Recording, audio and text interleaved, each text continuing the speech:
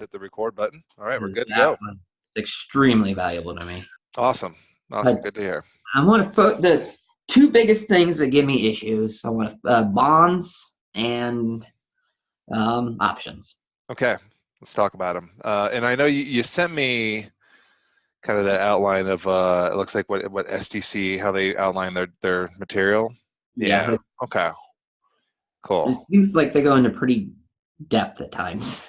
They do. I mean, looking at this, is this just what you sent me? Is it just the SIE? It is, huh? Yeah. Okay.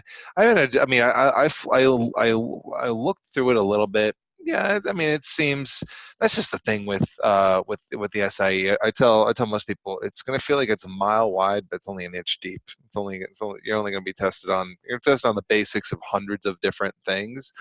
Um, don't need to know too much about it, and that's kind of what it looks like. It looks like they're kind of going in a I little bit. found out about their practice test too, Mm-hmm. that it's almost add 10 points to whatever the score you get on their practice test. And Oh, that's what you really? probably get on the actual test. That's good. That's good to hear. Yeah, and that's. I think if you get a good vendor, I think that's how it usually is. I always think that practice should be harder than the real game, and the ones that do that, I think you're setting yourself up for success. So, yeah, if you can pass this thing, you should be able to pass the real exam for sure. So, yeah. Okay, cool. Right. Um, Now you mentioned bonds. There are a lot of different angles we can look at, whether it's specific types of products or the risks of bonds. But I mean, for me, do you want to start at the very beginning and just kind of work our way up from there? Yeah, and if it's something that I don't need, I know bond is, it's a debt obligation. Mm-hmm. More than likely going to pay interest. It has a coupon. Yep. The coupon stays the same. Well, no, it can change. I guess there's variable rate. There are some variable rate notes, yeah, but I mean large portion of them are fixed rate. Yep. But yeah, just basically start with the Yeah. beginning. Cool. So I would just kind of start there, just with a basic conversation there. And it sounds like you get it. I think when people start putting together with a bond is simply a loan. It's just when we think about loans, I think we usually people will put themselves in the borrowing aspect of things because that's what we're used to, right? You borrow money when you use your credit card, you're borrowing money when you're buying a house, you're borrowing money when you're buying a car, etc. It's a little weird for us to put ourselves into the lending aspect, but that's what you're doing when you're buying a bond. You're really lending money to an institution in return for interest. So it's essentially you are the bank. You're the bank to the issuer that's selling that bond. Um, Sounds like you might also get this, but I get a lot of questions on, well, why don't these institutions, like if someone needs to borrow money, why don't they just go to a bank? Do you get why? I mean, sometimes it is feasible to go to a bank, but a lot of times for larger amounts of money, it's not. It's not Does really it? feasible to go ask a bank for $100 million. Exactly. Or if you're the federal government, it's probably not feasible to go to a single bank and ask for billions of dollars or however much money they need, right? So yeah, you're right. A lot of times, issuing a bond versus going to a bank just will save you money and headache. And essentially, if you're thinking what you're doing, you're instead of giving the risk of you potentially not paying back that bond if you're an issuer, the risk of you not being able to pay back that bond, it's probably better that you spread the risk across multiple parties instead of just one bank. Um, Now, yeah, what so, are the types of risks that are involved with yeah, man, let's talk about them. interest rate risk?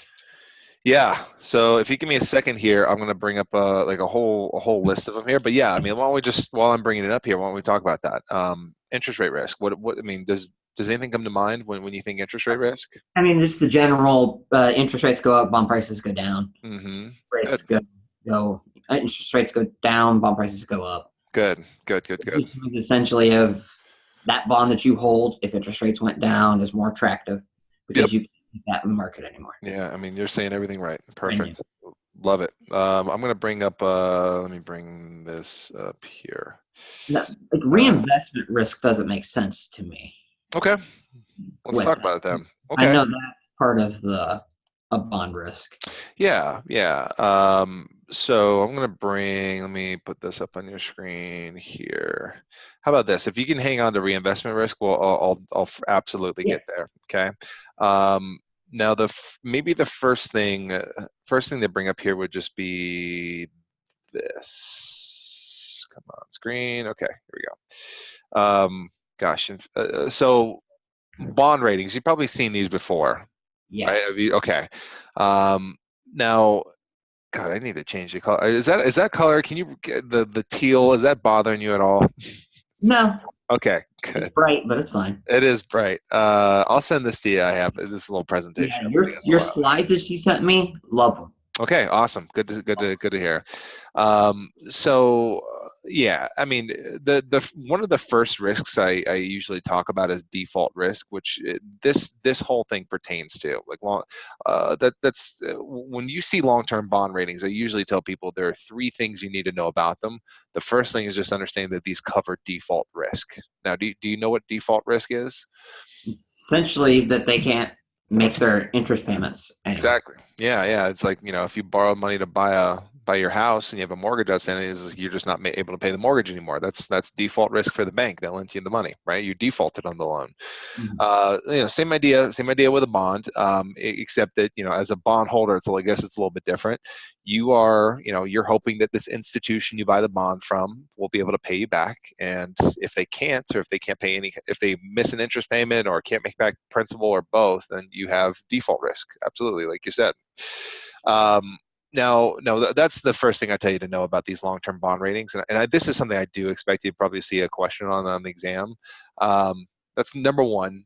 Number two is just understanding that there are three big institutions that rate bonds. It's Moody's, Moody, yeah. Moody's, S&P, and Fitch's, or Fitch, I should really just say. So Moody's, S&P, and Fitch are the three institutions that do it. That's the second thing I tell you to know. Um, Now, the third thing, you don't need to know all these ratings and what they stand for, but I think it is important for you to understand where the line in the sand is between investment grade and what they call speculative grade or junk. Um, is that something you knew before? Yeah, I never I didn't know exactly where the cut line was. Hmm.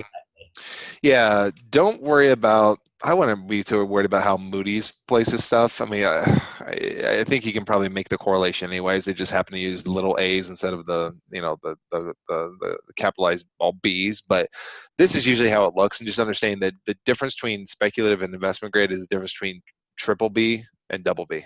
That's it. Um, yeah, when you slide from one to the other, if you slide downward, you're going from investment grade, aka good standing, to junk potentially, or more risky. And the further down you go, the more risky you have. So, does that any questions about anything up here? Does that make That makes sense? sense, and Okay. the more like you should get a higher coupon, the worse the grade is. Hmm. Hmm. For the reward of taking on the more risk of a business that isn't rated as high credit wise, you should get rewarded. For sure. You got it. Perfect. All right. So those are our long-term bond ratings. Good. I'm not. Here's the thing. This is a Series 7 slide. To be honest, there's a lot of overlap between the seven. This is something for the essay. Don't worry about short-term bond ratings. I would not expect you to know to see a single question on that. Those were municipal ratings, right? Yeah. Well, I mean, here's the thing. Like, if you, I remember if we, municipal ones just from MIG. I just thought, oh, yeah, MIG fighter, MIG one, MIG two, MIG three, there you go. Yeah, I know. speculative rate, SG, speculative. Um, yeah. What I always tell people is that if they mention a bond rating and it doesn't look like it did on the previous page, like it doesn't look like that, then it's a short-term rating. That's if they that's just, even on the Series 7. That's what I tell you need to know. If they bring this up, knowing that it's a short-term rating is usually going to get you to the right answer. Maybe Okay. also knowing what you said there is just knowing the MIG ratings are related to municipal short-term debts. So that's it. I won't be too worried about that. Okay. So okay, a couple Systematic things. risk. Yeah. Say what? Systematic risk. Yeah, some of these Systematic risks can be a risk. little confusing to me. Yeah, I get it. And let's talk about this, which this is, the term market risk or systematic risk. What comes to mind for this right now? It's Those okay if, are those are undiversified. You can't diversify around those, right? yeah, you can't. Another way of saying it doesn't matter how much how much you have, how many different investments you have in your account. This risk is still going to be there. That's what they. Basically 2008. It didn't Yeah, matter what you had. perfect. Love it. That's why I always tell everyone, if you were around, if you remember the 10 years ago how bad the markets were, that is market risk. I mean, I remember in my that was my first few years of investing, and I remember I was looking at my I was looking at my 401k in one day, and I did the calculation, just like I literally did this whole diversification thing, and I wanted to see how many different companies I had some kind of an investment in, and I was in like 10 or 15 different mutual funds in my 401k. I probably was invested in over 1,000 different companies and 1,000 different institutions, and I still was down 49% for the year. Didn't matter how many different institutions I was invested in. So that's it. It's just it's the risk. It's a risk that pertains not to one security, but an entire market of securities is what it is. Now, I mean, you can make an argument. I mean, 2008 is an example of that. I mean, that's true market risk right there. Just the market's falling apart and everything kind of goes with it, regardless of what you're in. Hmm. Um, but I mean, there are different they're different. You can say that there are different versions of market risk. Like you in the world of bonds, for instance, market risk is another way of saying interest rate risk. Okay, like interest rate risk and market risk in the world of bonds is the same exact thing. And if we think about it, okay, interest rate risk is a very specific risk. It's a risk that interest rates go up. And what happens when interest rates go up? Interest rates go up, prices go down, the market tightens, the Uh, overall economy yeah. tightens. Yeah, I love it. So interest rates go up. Yeah, people are borrowing less money. There's less things being bought. You're right about the tightening stuff in there, and that tends to force that will force bond prices down. So if we're thinking about one thing that could happen in the bond market that pushes every bond down in price, it's interest rate risk. That's it. So Okay. when the Federal Reserve raises the discount rate, Yeah, yeah, yeah. This is, by the way, don't pay too much attention to this. This is, I don't know. This is just a chart here that I randomly put on here. In fact, it would probably be, it would have to go the other way. We need interest rates to go up to see like interest rate risk. But yeah, I mean, that's the idea. Interest rates go up, the value of all bonds out there go down because they're inversely related.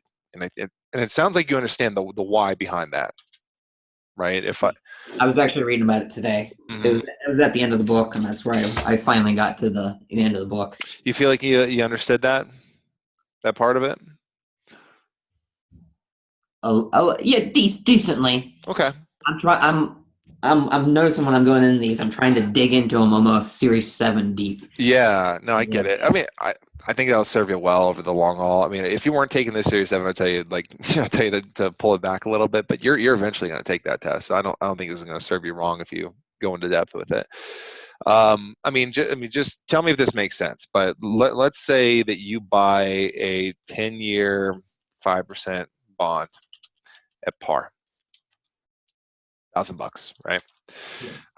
um, let's say you buy it as a new issue, and this is typically how it works. If you buy a new issue bond, is that you'll buy it at $1,000. You'll buy the at par value for $1,000 usually, and then the issuer is just going. What the issuer does is they look at the current rate of interest in the market on that day and say, hey, okay, well, interest rates are 5%. We're going to borrow money at today's interest rate, 5%. So we sell a bunch of bonds at $1,000 with that 5% coupon. And sounds like you know this, but as you know, that 5% coupon never changes over the life of the bond, ever, ever, ever. So as long as you hold this bond, it's going to pay you $50 a year through two $25 payments, two 25, semi-annual payments, right? Um, I'm not done with that, but everything makes sense so far? Yes. Okay, great. Now, let's say a few years later, I don't know, I'm going to attach a time for it. 3 years later, interest rates go up to 8%. Okay, which could happen. It does happen. Interest rates fluctuate. They're they're on an uptrend over the last couple of years now. We don't we have the we have the government, or specifically the executive branch right now, asking and telling the Fed they should be dropping rates, even though the Fed's been raising rates recently. the 3 years later, interest rates go up to 8%. Okay, if you think about it, if in an 8% environment, the assumption is that issuers are selling their bonds in the market at 8%. So, if you for instance had waited 3 years to get to buy a bond, you could go to an issuer, buy $1,000 par bond, and get an 8% bond, right? The problem we're going to run into is that if you need, for some reason, to cash out this bond, if you need to get out of the bond that you've already purchased, and you go to the market and try to sell it for the $1,000 you purchased it for, no one's going to buy it from you, right? Why Yeah. would they buy your bond for $1,000 when they can just go to the market and easily purchase another random bond with $1,000 par and an 8% coupon? There's no reason why anyone would ever buy your bond in that example there, right? Yeah. So in order for you to make your bond marketable, if you're going to try to sell this 5% bond, you gotta consider dropping the price, right? By dropping the price of the bond, I mean, we know that at the end of this bond, whoever's going to own this bond is going to get $1,000 back. Well, if you drop it to $800, for instance, if you drop it to $800, then not only is the person that's buying from you will get a 5% coupon every year, $50 every year from the issuer, but also they're getting this added return of an additional $200. They buy it at $800. It's going to mature to 1,000. That's extra money in their pocket. So what you effectively have done, and this is the terminology they'll use on the exam, by dropping the price, you have increased the yield of the bond, Okay. right? Like the term yield, you've probably seen that a fair amount. Do you feel like you understand what yield is, like what yield covers or what yield is? There's there's the different types. So the Mm-hmm. nominal is the coupon. The current is just the annual coupon over the current market price. Yep. Mm-hmm. And then I know yield to maturity is a complicated one. Essentially, it's going to be high. It has to be higher or lower than current yield. Mm-hmm. Yep. And then there's yield to call. Yeah, you got it. You got the four there. I'm going to bring up something else here. Give me just a second. Let me put this on the screen. All right, here we go. Okay, I'll send this to you afterwards. Well, I know you've probably seen this. I'm pretty sure your materials that will have bond seesaw somewhere in there. Does SEC have that? Some kind of Yep, bond seesaw? they have the bond seesaw. Yeah, I hope it looks something like mine, because I don't want to teach you two different ways. But I mean, either their way will work or my way will work. It doesn't matter which one you hold on to. But the whole point of a bond seesaw is just to give you a visual representation of what happens when the price of a bond changes, when it goes from a premium to discount to et cetera. Just make sure we're double checking everything here. The nominal rate of the bond, also known as the coupon, also known as the stated rate. It's the part of the bond that never ever changes over the life of the bond. And just to put just to set ourselves up in that same formula there, that same situation that we had before. We bought a 10-year 5% bond at par, and then 3 years later, interest rates go up to 8%. Okay. The first percentage they give you in any bond question is always the coupon, always the nominal rates. Okay. This bond that we bought here is going to pay whoever owns it at the time a 5% coupon, 5% of par to be specific. So $50 a year. The annual income never changes. The par value never changes. Two things that never change over the life of the bond. That's why we put the nominal rate in the middle of the seesaw. You're not going anywhere, regardless of where the price goes. And just like you said, the current yield's the next one, annual income over the market price, right? I think it's, you want to think of your current yield as just an approximation of yield. Okay. It's a really quick way of kind of like looking at, okay, what like if I'm just throwing some quick numbers around, like what is my approximate yield? By the way, the current yield is never really terribly accurate, and I'll explain to you why here in a second. But in my example there, if you dropped the price of your bond, the bond that you have is going to pay whoever owns it $50 every year, right? If you were to drop the bond to $800, right, and we were to do the current yield calculation, okay, you drop the bond $800. Okay, I'd have to pull my calculator out for this one. Give me unless you have yours real quick, whatever. I got mine real quick. Yeah, whatever. 50 out of the 800. It is 6%. Sorry, now my phone is like talking. Hang on one second. I'm not sure why it won't stop that. I'm sorry. What was it? It should be. It looks like it's 6.25%. 6.5%. Okay. So just by doing a quick, by dropping the bond price by $200, you increased the yield by 1.5%. Now, again, the current yield is not a great, it's not a great estimation of yield. And the problem with current yield is it doesn't matter. It doesn't factor in time. It doesn't make time a important thing. Or time's not even a part of it, if that makes sense. Whether, if we think about it, this bond, the person that buys this bond from you is going to buy it for $800, and it's going to mature at $1,000, sometime later. But it's still got 7 years left. Yeah, 7 years in our example there, right? There, and as you can see, time doesn't factor in at all here. There should be a difference in whether it takes you 1 year to earn that whether it takes that person 1 year to earn that $200 discount, or if it takes them 20 years to earn that $200 discount. That should factor into their annualized return. Does that make sense what I'm saying there? Yeah. Okay, cool. So just a couple things on current yield. Current yield is one of the only calculations that I think you might actually have to do on the test. So it's something that's why I made sure I memorized it. Yeah, make sure you know that. I do not think you need to do a here's the thing.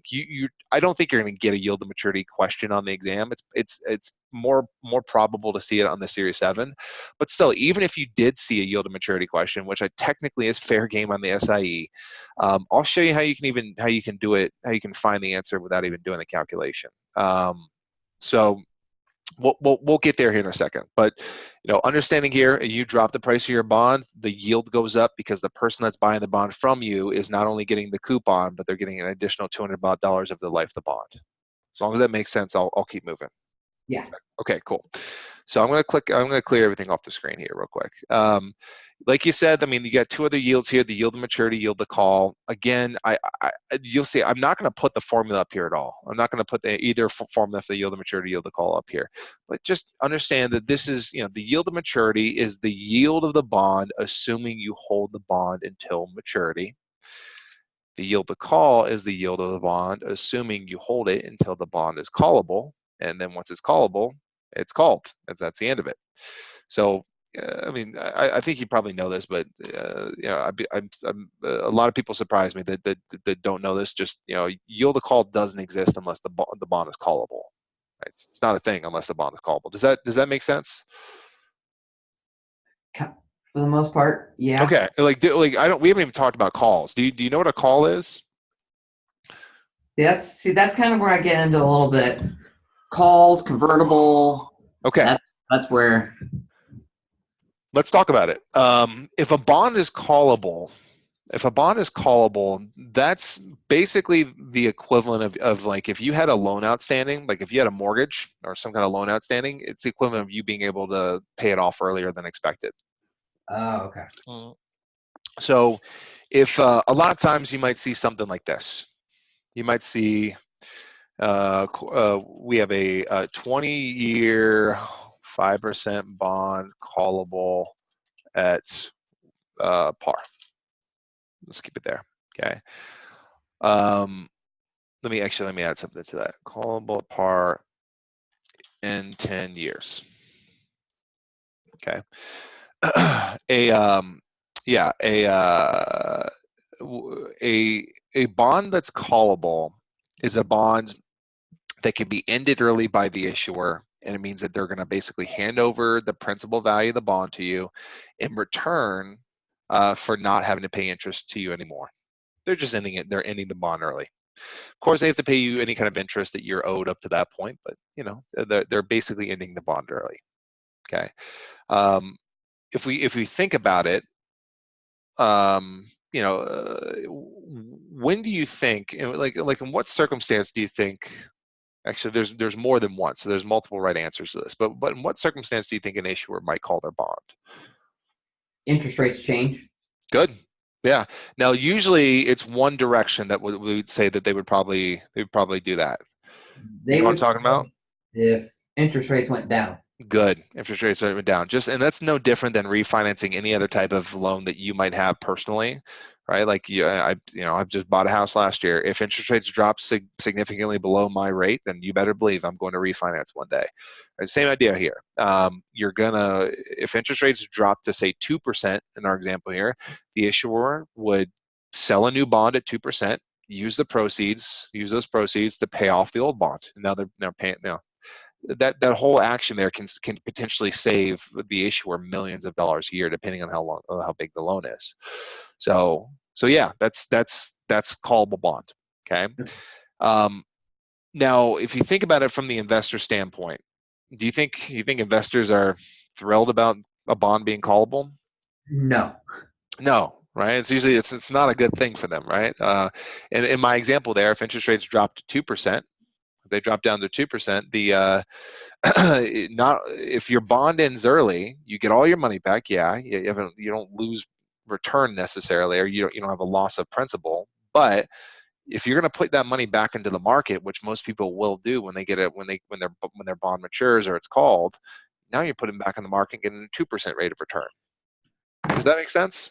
That's the reinvestment risk. Yeah, I mean, call risk is the worst version of reinvestment risk. Okay. Yeah. You basically get a flood of money that you now have to reinvest back into the market at a much lower rate. That's reinvestment risk. I guess we should just kind of stop on that real quick because I know you mentioned reinvestment risk. I mean, reinvestment risk is kind of the opposite of your interest rate risk. It literally is the opposite. I mean, if you remember, interest rate risk is when interest rates go up, which forces your bond prices down. Well, reinvestment risk is when interest rates drop, which would force any type of money you get off your bond to now be reinvested at lower rates, right? Um, so maybe just a couple points about reinvestment risk, and we'll come back around to this. I'm sure we'll dive more into this later, but the bonds that pay the highest amounts of interest and the most frequent amounts of interest are the ones that have the most reinvestment risk. We haven't talked about them yet, but things like mortgage-backed securities. Something I'm confused on. Yeah, we can talk about that for sure. But well, how about I'll just say this now, but we'll dive deeper into it in a little bit. But mortgage-backed securities pay monthly interest. They pay monthly interest to their investors. So they want you to think on the exam that is one of that type of investment has a lot of reinvestment risk from the standpoint that it pays a lot of interest. Okay. Okay, cool.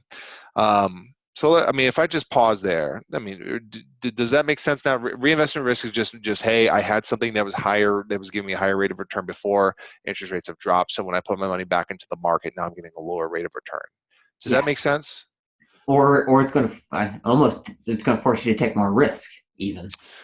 Yeah, well, yeah, expound upon that. I'm interested in what you mean by that. If your goal was you needed to say get 5% a year Hmm. because you were getting income, Love it. it's going to force you to have to take on more risk if you were to get the same rate of return. Love it. That's it. Great. Perfect. Yeah, you're right. So yeah. So getting back to I guess to this, we talked about call risk, we talked about reinvestment risk, which call risk is a type of reinvestment risk. But getting back here, I mean, your yield to call only exists if your bond is callable. Okay. Because it's assuming what yield to call assumes is that you buy a callable bond and then it's callable whenever it becomes callable. Now, almost every bond that is callable out there will have what's called call protection. Okay, call protection is the amount of time you have until your bond is callable. Okay. Okay. Um, Kind of a theme in finance, and I'm sure you'll see this just over and over and over again. When you buy a security that comes with something that's not great for an investor, maybe like a disadvantage to the investor, you usually need to you need to offset that with something. Meaning, if an issuer issues a callable bond, maybe they offset the call risk with selling it at a higher coupon. Like, hey, buy your callable bond. Yeah, it's callable, but it pays you a higher coupon than the average, right? So maybe it has a higher coupon. They can also compensate by having a call protection. This is a big one here. Hey, just so you know, even though the bond's callable, I'm not going to call you for the first 10 years. Okay. Make sense so far? Yeah. Okay. There's also a call premium. Have you seen that before? Do you know what a call premium is? I've heard it. A call premium is any price above par that the issuer is willing to call your bond for. So right now in my example that I have up here, this bond does not have a call premium. There is no call premium here.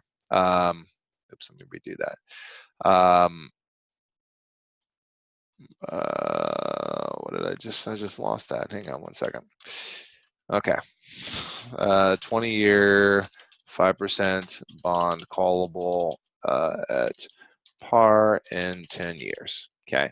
If I came in this thing and I got rid of this, I said it was callable 102, which we haven't. I mean, there's so many different tangents we can go now with this. But That's this, something I was going to ask about. If this is yeah, what we're getting into with, this is something I get confused on a little bit. yeah. And in eighths, and some of them are in eighths, and some of them are in 30 seconds. Uh-huh. Yeah. So here's just a side note. We can definitely go into bond quotes. Bond quotes are a little tricky.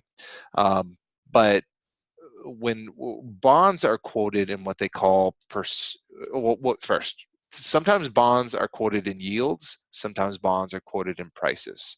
And we'll talk about which ones are yield, which ones are prices. That might be important for the exam. Okay. But when a bond is quoted in a price format, when like you're giving the price of the bond, bonds are quoted in what they call percentage of par. So really what this thing is saying here, if we're saying a bond is trading at 102, what we're really saying is this bond is trading at 102% of par, which just happens to be 1,020. If they give you a round number with no dash or colon or period or fraction behind it, all you need to do is just add a zero. Just add a zero to the number. So that bond is trading at 102. That really means it's trading at 1,020. Okay. Um, so just to close the loop, and then we can go further into the quote stuff here in a second. But to close the loop on the call premium, the fact that the issuer, in my example here, if the issuer was willing to pay you an additional $20, if they called the bond, that is a call premium. So they would say this bond has a 2-point or a $20 call premium. Okay. Okay. Does that make sense? Yeah. Okay. That's it. All right. So that's your call. So again, call features are not great for bondholders. So issuers need to compensate them somehow, either by issuing them with higher interest rates, or with call premiums, or call protection, or sometimes a combination of those. So that's the idea there. Okay. All right. Now to dive a little bit deeper into the quotes. Okay. I'm going to give you a generality here. There are some exceptions which the SIE is never going to talk about. The Series 7 will probably talk about, but for the SIE, we'll keep it basic. Okay. Corporate and U.S. Gov. Corporate and U.S. government bonds come with price quotes. Okay. Now they do look different. Like you will see a difference between the two and how they're quoted, but corporate and U.S. government bonds come with price quotes. In fact, I think I might have something better than what I have on the screen here. So if you can give me a second, let me see if I can find it. But let's see. Come on. The computer's just going to take a second to search for it. But while it's coming up here, have you seen those questions where they give you like 92.5 or 92.25 or 95-3? Have you seen those? Yeah. Okay, so that's what we're kind of getting into here. So let's do this. Nope, not that one. Here we go. Okay. Let me stop sharing this screen. And let's share this screen here. Okay. So if you ever see a bond, if you ever see a bond with a quote that has a big number, usually something close to 100, like 98, 105, 110, 85, something like that. It's going to be somewhere close to 100. If you see a bond quote where it has a bigger number followed by a fraction, it's at least trying to seem like a corporate bond. May not be a corporate bond quote, but it's at least trying to seem like a corporate bond quote. Okay. Corporate bond quotes always come in eighths. Always come in eighths. So the thing is, you know, if we didn't have some kind of fractional or something extra on top of the 98, if we just quoted them in just 98, 99, 102, 103, that means that we're basically saying that bonds can only be priced in tens, that's not the case in the market. The market trades bonds at different prices other than just at 98 or 980 and 990 or 1,000, 1,010. So that's where we add the fractions in there to kind of give you, okay, this bond is trading at 998% and 3/4 of par. Just telling you that there's trading a little bit above $980 per share. I mean, $980 per bond. I'm sorry. And then that would mean it's trading at a discount. Yeah, that bond is trading at a discount. The one at the bottom is trading at a premium. Perfect. Now I have this silly method over here. I call it the fraction boot scoot. The boot scoot method. Cat's name is Boot Scoot. I named it after my cat. But yeah, this is silly, but maybe it'll help you remember how to get to the right answer if you struggle with these. But when you see a quote like this, the first thing you should do is first check, is it a valid quote? Now, how do we know if it's a valid corporate bond quote? Well, if first it would have to be in fractions. So that's the first kind of giveaway. Is it in a fraction? The second giveaway is that it either has to be an eighth or something reduced from an eighth. Okay. So, I mean, really, it's either, we could go through all the different eighths, but yeah, I think do you feel pretty confident with reducing fractions and getting there? It'd be 30 seconds, 16ths, eighths, fourths, and seconds. Yeah.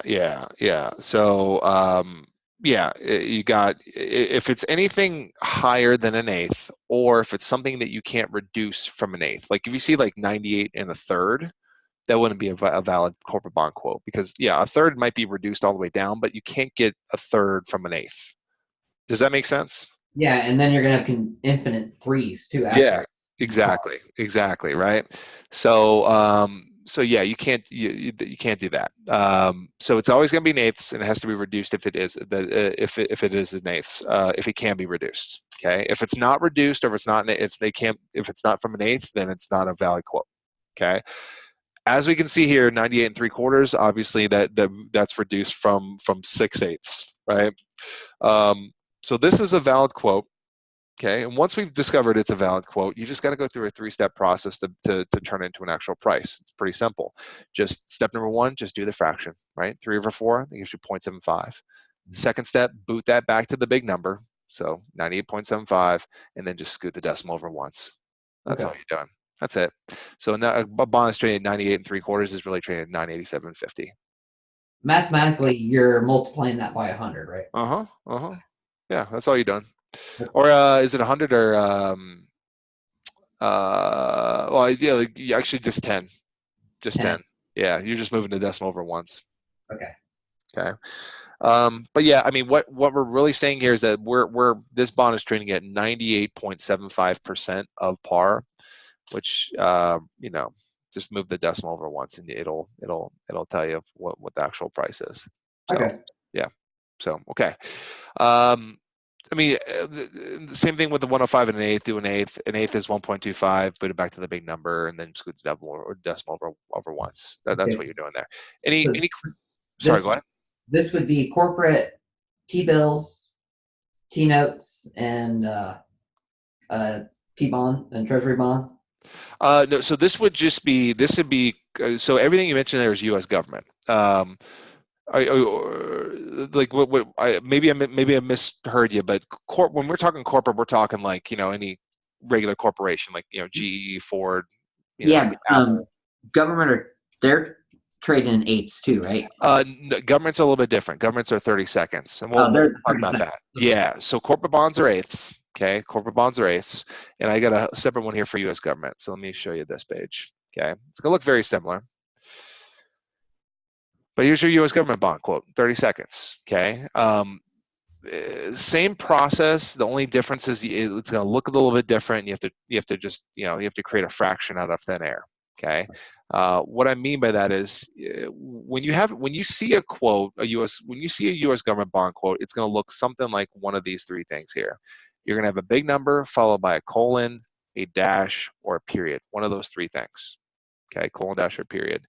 And when you see that, that should be a pretty good clue that you have a U.S. government bond quote. Okay. Um, the what they want you to do here is just take whatever the number is after the colon, dash, or period, and then throw that over the number 32. Okay, and then it's the same process. Same process. Now, the one thing I do want to point out, some people struggle with this, but they'll look at this and say, well, 4/32 is not reduced. Well, reduction of the fraction is not important for government bonds. Don't even worry about the reduction of the fraction thing. It's just whatever the number is after 95 in this example here, throw that over 32. 4/32 is 1.25, and the same process from there, right? Okay. 95.125 scooted over once. Okay.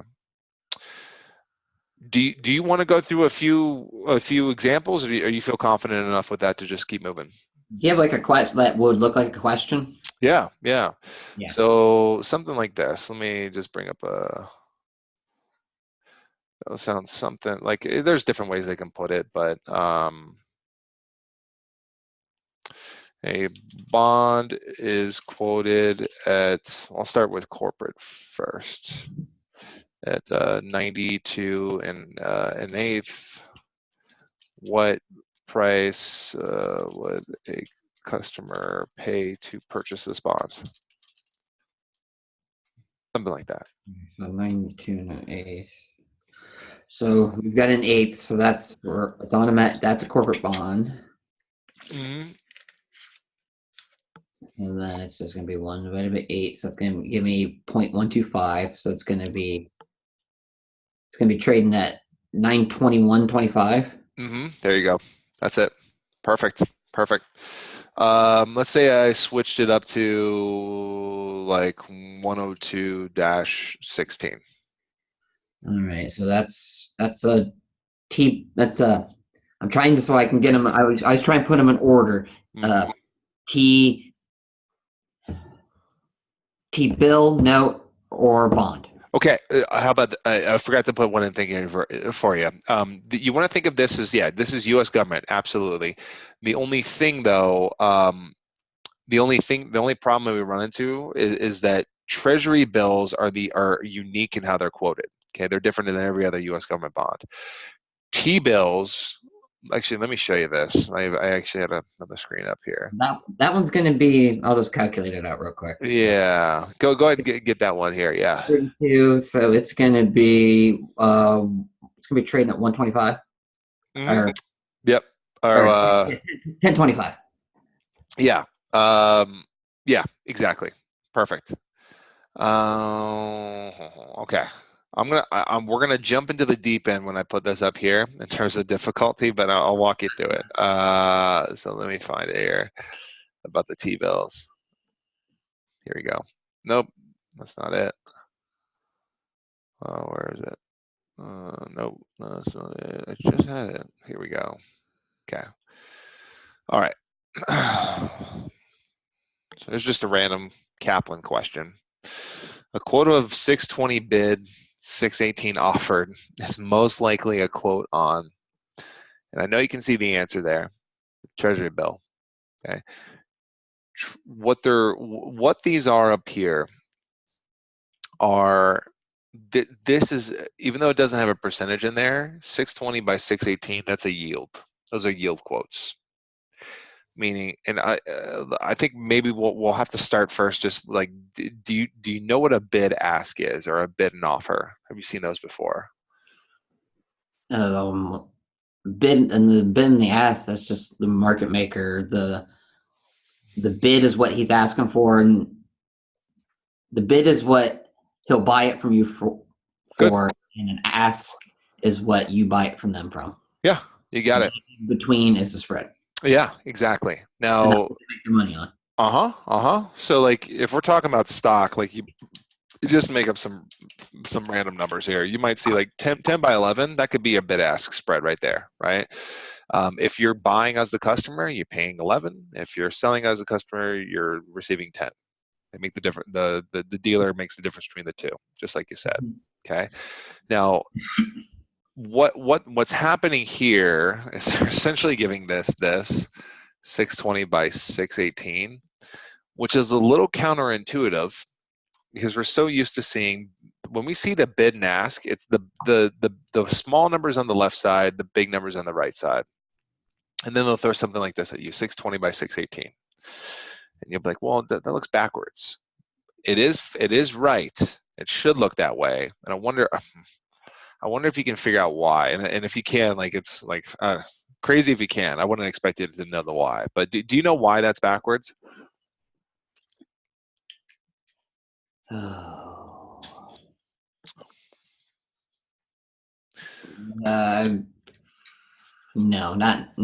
Okay, good. I mean, I would say that you're a whiz if you got it. It's hard to realize what's going on there, but with a bid ask, the low price will always be on the left, the high price will always be on the right. So low price will be the bid, high price will be the ask, always. And here's the thing: with that 620 by 618, it still is that way. What they're not, what we're not maybe catching on here, the part that's hard to conceptualize is that when they're giving us this quote here, they're doing it in terms of yield. Okay, and yields backwards from its exact opposite of price, right? So if I'm buying a bond with a lower yield, I'm buying a bond with a higher price. You get what I'm saying there? Yeah. Okay. It's the inverse. Yeah, that's why the inverse is there, is because you're quoting in yields. That's kind of tough to conceptualize, but you're picking it up. Okay, you don't really need to know a ton about this concept here, but This looks like a Series 7 question to me. it for sure is a Series 7 question. So what this bid ask is telling us is if I buy the bond, I'm getting a yield I'm going to receive a yield equivalent to 6.18%. Okay. If I sell the bond, I'm selling the bond at an equivalent yield of 6.2%. So whoever buys that from me is going to get a 6.2% yield. And you just got to know that yield is very closely tied to price, right? And like when prices go up, your yield goes down, vice versa. Okay. Now, again, this is a Series 7 topic. You don't need to know a ton about this.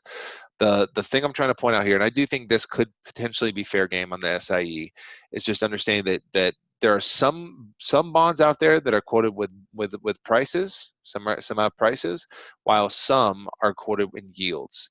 And Treasury bills just happen to be quoted in yield format. They're the only U.S. government bond that's done that way. Every other one you can assume there's a price. Okay.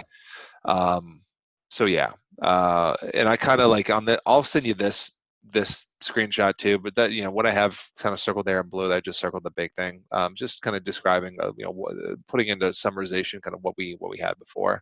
I like that. 95 and 102 could be any bond. If it's, fractional form, that's a corporate bond. If it, dash colon or period, that's a U.S. government bond other than a T-bill. Okay. So cool. Any questions on that? No, pretty straightforward. Okay, cool. All right. So I'm going to go back to this thing here that we kind of left. Okay. So I guess where we left off here, we just, we had all the yields on the kind of on the seesaw here. And just if one important thing to remember with the seesaw is whether I don't know, again, I don't know if STC's version is different than mine, but whichever one. Their seesaw, they use like pretty much it's the exact same. Same thing. I don't think I've seen yield to call on it, but yeah, it's good to see it there. Anyways, I need to know it eventually. So I don't think the test is gonna. I don't think the SIE is gonna even. I mean, the yield to call is pretty much not testable at all in the exam, but on the 7 they might bring it up for sure. Yeah. I do think it's potential that on the exam that they would ask you for the order of the yields, and that's why the order of the yields is pretty important. I think on the SIE they'll probably just stick to these three for the most part, but they might maybe will include the four, possibly. So it's important to remember the order of the yields. I don't have like a great acronym, but some people remember YMCA because that's call. Some people remember as YMCA. I don't know if that'll help at all, but whatever. The order of the yields, understand that, definitely going to be a really important thing for the 7, maybe something you see on the SIE. Okay. If you buy a premium bond, all the yields that you have are lower than the coupon, because if you buy a bond at a premium, you're losing money over time just through the price you bought the bond at. Does that make sense what I just said there? The premium bond? For the most part. Okay. If you buy a bond, for $1,200 and it's going to mature at 1,000 10 years later, you're losing $200 over time, right? Okay. So, a lot of people ask me, well, why the heck would you ever buy a premium bond? Do you know why people would buy a bond where they're losing money over time? Because they can't get a comparable one. Yeah, It's exactly. Keep going. it's the best they can do, Yeah. and sometimes you have to pay a price. Sometimes, and here's another reason why too. I mean, the reason why bonds trade at a premium is because they have higher coupons than what the market's offering. That's usually the number one reason. So yeah, sorry. Say that again one more time. They have higher coupons, higher interest rates. Okay. So as a quick example, right? Like let's say that we have an 8% bond. If we let's just say this, we buy a 8% bond at 8% 10-year bond at par. Okay, and then a few years later, drop to 5%. Okay. If you think about it, and it's just the exact opposite of why you would discount a bond, right? If you bought this 8% 10-year bond at par, and then 3 years or 4 years later, interest rates drop to 5%. If you were to go to the market and sell that 8% bond for par, for the exact price you bought it for, it'd be scooped up right away. Someone would buy that immediately from you because like, hey, yeah, look at this 8% bond, awesome. It's way better than what's being offered out there today. Yeah, basically you're the sucker. Yeah, exactly, right? So there's no reason why you do that, right? I mean, you can easily raise the price of that bond and make a higher return just based upon the fact you sold it at a higher price, right? So I mean, if it's me, let's say that you're thinking about selling that 8% bond and you raise it to $1,200, right? Why would I potentially buy the bond from you? Well, I'm looking at that. I'm saying, hey, yeah, I think I'm going to be losing $200 over the life of the bond. I pay you $1,200 for it. I get $1,000 back. Maybe doing that is not as bad as we got to remember this. If I buy your bond versus any other bond in the market, I'm getting an additional $30 a year than what new bonds are being issued today at. Right, like if I bought a brand new bond from some issuer today, I'd only be getting $50 a year, or I can go to you and buy your 8% bond and get $80 a year. So maybe getting the extra $30 every year offsets, or maybe even is a better return when I factor in the $200 I'm losing through the premium. Mm-hmm. So I know I'm using a bunch of numbers in there. I said that really quickly, but does that make sense? No, the numbers help. Okay, cool. So that's the idea there. People buy premium bonds because they have higher interest rates and coupons than what's being offered to the market. That's the number one reason why a bond trades at a premium. Okay. All right. So I'm going to do one last thing here, just a quick exercise on yield to maturity. I always tell people that even on the 7, you don't need to know the yield to maturity formula, even though a lot of times the books and the materials will tell you that you do. Okay, I'm not saying you're not going to see a question on yield to maturity, but what I'm saying is that you're not going to have to do a calculation to get to the answer. Okay. I always tell people this all the time. Knowing the 3 wrong answers is just as good as you knowing the 1 right answer. Either way works. So yield to maturity. Like if you saw this question on the exam, customer, what is the yield to maturity of an 8-year 6% corporate bond purchased at 92? Okay. Now, when they say it's purchased at 92, you get do you remember like how much is that bond trading at? It's trading at $920, so it's Not trading at a discount. It's trading at a discount, right? So we got a discount bond here. 6% is a coupon. It's trading at a discount. We want to know what the yield of maturity is. So it's paying $60 a year. Yeah, yeah, paying $60 a year. Now, the great thing about the Series 7, SIE, and the 24, all the tests you're going to take is that the right answer is always going to be look at you right in the face, right? You just got to pick the right one. So, based upon the things we talked about, I'm curious to see, and it's okay if you don't get there, but we should be able to eliminate some of the wrong answers without even thinking about the yield of maturity, or like without doing the formula. So since the price is down, there'll be a 6 there. So automatically it can't be 6, and it can't be B, and it can't be A. Good. We know it's got to be something above 6%, right? The person that buys this bond is buying at 920. It's going to mature at 1,000. That's an extra $80 in their pocket over 8 years, right? So their rate of return, or their overall rate of return, which is a different way than yield, is just overall rate of return. That's what it is. Everything involved with the bond. Your rate of return is higher than 6%. So yeah, can't be A, can't be B. Good. Okay. So I'm curious to see if you can get to there's one other thing you can do to eliminate one other answer. you should probably calculate the current yield, because you can do that. Beautiful. Yeah, do it. So, Yeah, go for it. so it's 60 over 1,000. So that's 6%. Mm-hmm. So it has. Hold on a second. I'll let you figure out what. Yeah. Oh, no, I did it wrong. I did it wrong. It's 60 over 92 current yield. Good. So it's going to be 60 divided by 920. Yep. So it's 6.5. So the current yield is 6.5. So it automatically has to be higher than that. It's got to be 7.3. Even if it's only 6.7. Yep. It has to be higher. Yep. There you go. Yeah. So that's it. Process of elimination. Process of elimination. Every time you're going to get a yield and maturity question on the exam, it's going to work that way. So yeah.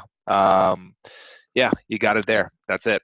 Again, don't think you're never going to have to do the yield and maturity, yield the call calculation on the exam, but understand the relationships between the yields, knowing the current yield calculation, what happens to prices, and when prices go up, what happens to the yields.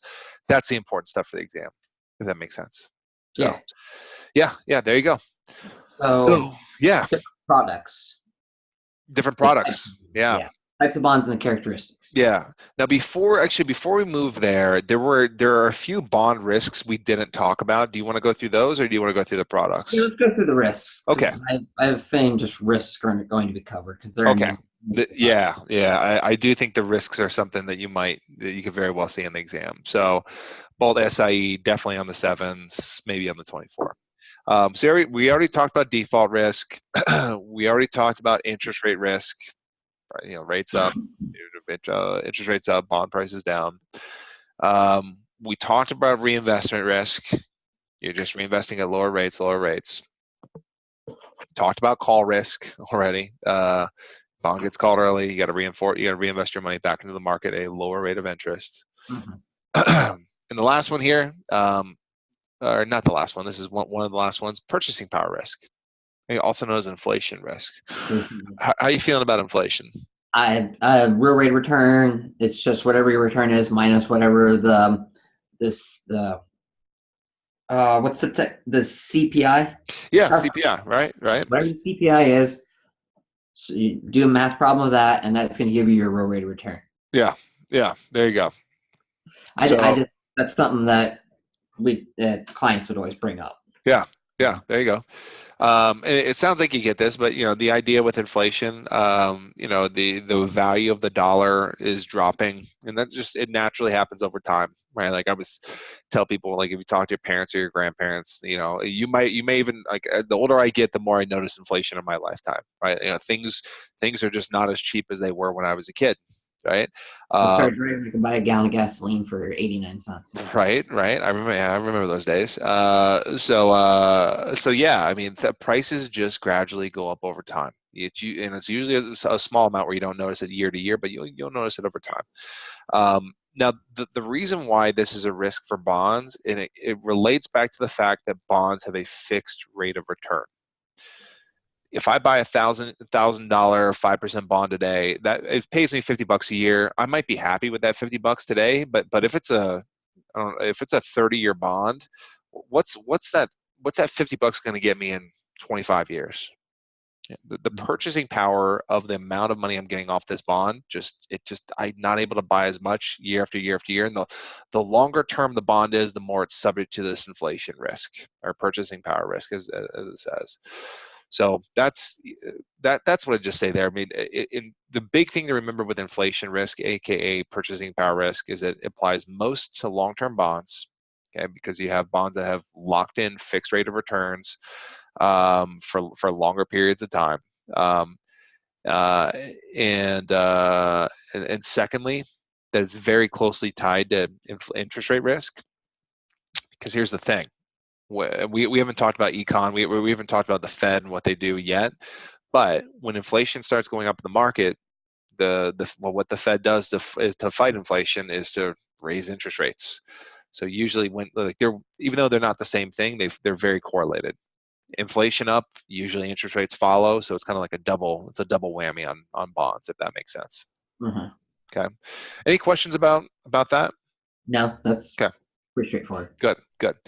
Marketability, aka liquidity risk. How are we feeling about that?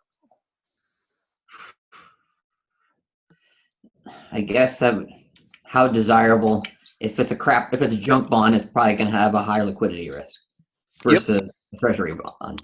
Yeah, exactly. That's a great way to look at it, because your treasuries are literally the treasury market is the most active market in the world. If you have a treasury bond or treasury note, whatever, the question is not, can you sell it? You can absolutely sell it. The question is what price, right? So there's never going to be a situation where you can't sell your treasury bond. But yeah, you're right. If you have like a crappier bond, you might have some problem offloading it. So yeah, marketability risk is the risk that you have trouble selling your bond to. Either you can't sell it or you have to drop the price significantly just to sell it. Stuff like that. Now you're right. If it's a bond that's maybe on the edge of default, you have a bond issuer that might be going bankrupt soon. That's a pretty common example of a bond that would have liquidity risk. But I'm going to give you a whole sector here, and we haven't talked about these yet, but municipal bonds. Municipal bonds are notorious for being illiquid or having a lot of liquidity risk. Do you when I say municipal bond, let's just start there. Do you know what I'm talking about? General, yeah. Yeah. If municipality needs to build something, Yeah. Yeah. Right. They need new roads, etc. Yeah. State, city, local political subdivision bonds, right? A lot of people don't realize how important municipal bonds are to their everyday lives. I mean, I always tell people, like, everything your city does for the most part is funded by a municipal bond for the most part. So yeah, the road you drive on, the park you like going to, maybe the stadium that's in your city, the zoo that's in your city. I mean, almost everything that has the city attached to it, if it involves money, almost everything has at least some funding from a municipal bond. Municipal bonds are notorious, though, for being illiquid. And the tricky thing is that it's not because there's not a lot of people trading municipal bonds. The municipal bonds are a pretty popular thing in the market. A lot of people buy and sell them. It has more to do with the environment that you're in when you're trying to just the environment for trading municipal bonds. Okay, and it relates back to the tax status of municipal bonds. Do you know what I'm referring to? Like when I say tax status? They're going to be exempt to state and some cases local taxes. Yeah, exactly. I mean, it's safe to assume that with municipal bonds, you are pretty much triple tax free. But the one requirement to be triple tax free, like if I buy a municipal bond and I don't, the idea is that I may not pay interest on any or taxes on any of the money I receive off the bond. That occurs only if you are a resident of the state you buy the bond from. It's only the case. Okay, you got to be a resident of the state you buy the bond from. If you don't, if I were to buy a bond from, say, California, the state of Colorado is going to tax me on the interest I get from the bond. But if I buy a Colorado bond here living in Colorado, don't have to pay any taxes. Don't have to pay federal, don't have to pay state, don't have to pay local. Okay. They're always exempt from federal taxes, right? Always exempt from federal. That's kind of I think they used to call that the rule of reciprocity, which just basically means that one level of government doesn't tax another. The federal government doesn't tax state and local government securities. The state and local governments don't tax federal government securities. Okay. Okay. We can definitely get into the tax status of that stuff for sure. But so going back to finish my thought here with why municipal bonds are illiquid. If you go to the market and you try to sell a municipal bond, the thing is that even though the municipal bond market's big, you're only trading with people in your state. Might be a lot of people in America buying and selling municipal bonds, but when you buy and sell it, you're only trading with other residents of the state, and that tends to reduce the size of the market that you're dealing with. Of course, that's dependent on the state that you're in. So it might be a little bit different for like a California or a New York or something like that. But if we're talking like North Dakota, yeah, it's gonna be pretty hard to get into the market. You're not gonna find many people trading in North Dakota municipal bonds. It's gonna be a pretty thin market, as they say. Does that make sense? Yeah. Okay, so that's the big one. Municipal bonds have liquidity risk. That's something to keep an eye on. That'll come up more ways than one on the exam. Okay, maybe not on the SIE, but definitely on the 7. Yeah, they might mention that. Legislative risk. What do you know about that? That could be a number of different things. Mm-hmm. They enact, basically, I guess the simplest one would be a new Yeah. tax. They Yeah. increase income taxes. Yeah, I tell people. I mean, yeah, they either increase the tax on a bond, or every now and then you'll hear the government talk about this, about taking away the tax benefits of a municipal bond. And if they do that, they take away the tax benefits of a municipal bond, then hey, yeah, now there's a lot less people are buying municipal bonds at that point. So yeah, I mean, you can broaden it out and be real general with it. Any rule, law, or legislation that they enact, that the government enacts, that has a negative effect on an investment, that's legislative risk. Okay. Any questions about that? No, that makes sense. Yeah. Now, what's tricky is that legislative risk sounds really similar to political risk. Well, a lot of people think it's the same thing, but it's not. Do you know the difference between the two? Basically, North Korea decides to go AWOL Mm-hmm. more than they already are, and they start a conflict. Yeah. And that's going to 9/11. Yeah. Yeah. Would that be an example of a political, or is that? I think that could be another type of risk too. Yeah, I mean, I think 9/11 would be more, I'm thinking you could just say like a general market risk, like something that would affect the entire market and bring everything down regardless of the security. Tariffs. Would that be Yeah. a political risk? Um, China enacting tariffs. Possibly, but here's the thing. I would say real world, yeah, I agree. Like that's like we're talking about like international politics that affects the security. But for the test, they usually have a very narrow version of political risk. Okay. Political risk. First thing I tell you is that you want to think of this as a foreign risk. That's usually what they're gonna. They love asking the question of the difference between political versus legislative because they know it sounds the same. They like being tricky. The answer almost always will rely on the fact that that legislative is domestic and political is foreign. So that's the first thing. I would think political risk is a foreign risk. Now, by definition, what they want you to think is political risk will come about if there is a change in a foreign government that somehow affects a bond, or an international or a foreign bond that you have. Okay. So if as an example, Ukraine has been on the news lately because Ukraine-Russia relationship there. If you bought a Ukrainian bond from the Ukrainian government, and then Russia rolls in and kind of reclaims part of Ukraine for itself, you might be a little worried about the Ukrainian government paying off that bond. That's an example of political risk. There's a change in the government for whatever reason. There's a change in the government, and because of that change in government, I have my bond is devalued or has a little bit of more risk applied to it. Okay. Okay, cool. So that's it. And that's it. That's the end of essentially that'd be Venezuela. Venezuela. Perfect. I own some bond in Venezuela, and now that government's not going to exist. Yeah, they're not going to exist, or they're going to do something crazy with their currency, and I'm not going to see my money back. Yeah, that's it. Perfect. All right. So that's your political risk. Good, and those are the end of the risks there. So good, cool. Any questions about those? No. Okay, cool. So I think you said the next thing you wanted to go into was just the different types of bonds. Different types of bonds, right? Okay, so let's bring that up real quick. Save a couple things, screenshot a couple things, screenshot that. Okay, cool. Okay. So let me bring on the screen real quick and screenshot this. Okay, boom. All right, so let me bring this up. I'm going to start with the treasury stuff first. Okay. All right, this is all P in red. Sorry, it might hurt your eyes, but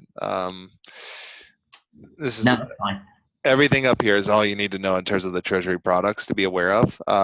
So you got your bills, notes, bonds, tips, and strips. These are the five different securities you need to be aware of that the U.S. federal government issues. Okay. So we mentioned treasury bills. Biggest thing. Sorry, go ahead. No, go ahead. No, I've memorized the 1 year, 2 to 10, and 10 and above. Good. So I would tell you, when it comes to if you get a question about a treasury product, it's almost always focused on the time frame associated with it. Almost always. So if you know that, that's a really good thing to hold on to. I know. Yep. So. So you got your treasury bills, you understand that. Maybe the other thing to know about treasury bill, it's a zero coupon bond. It only pays interest at maturity, being aware of that. Okay. Treasury notes and treasury bonds work pretty the same as most bonds out there. They pay semi-annual interest and they mature at par. Nothing crazy there. Okay. Tips, which, to be honest, I don't think is something you need to know for the SIE. You're probably going to go the entire exam and not know them, but you see them will see them on the 7 for sure. These are inflation protected bonds, so they pay more when inflation becomes an issue. If inflation goes up, these tend to pay more. The way they pay more is that they adjust the principal upward when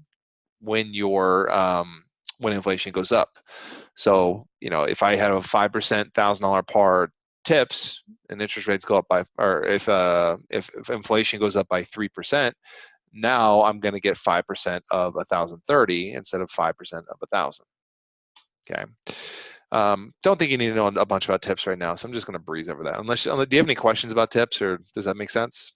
Tips, they're just pretty much your guard against inflation. Yep, there you go. It's the best type of investment you can get. If they mention inflation in the question, if they say something like the customer is concerned about inflation, or inflation is expected to be high, tips are literally your best answer you're going to. Stands for Treasury Inflation Protected Securities. Sorry, go ahead. Yeah, strips are something I don't get at all. Okay. If you understand bills, treasury bills, I promise you can understand strips. Strips are just long-term zero coupon bonds. So it's just like if you were to take a T-bill and make it a 30-year thing, that now you got strips in your hand. So yeah, these are long-term zero coupon bonds that are sold at a deep discount.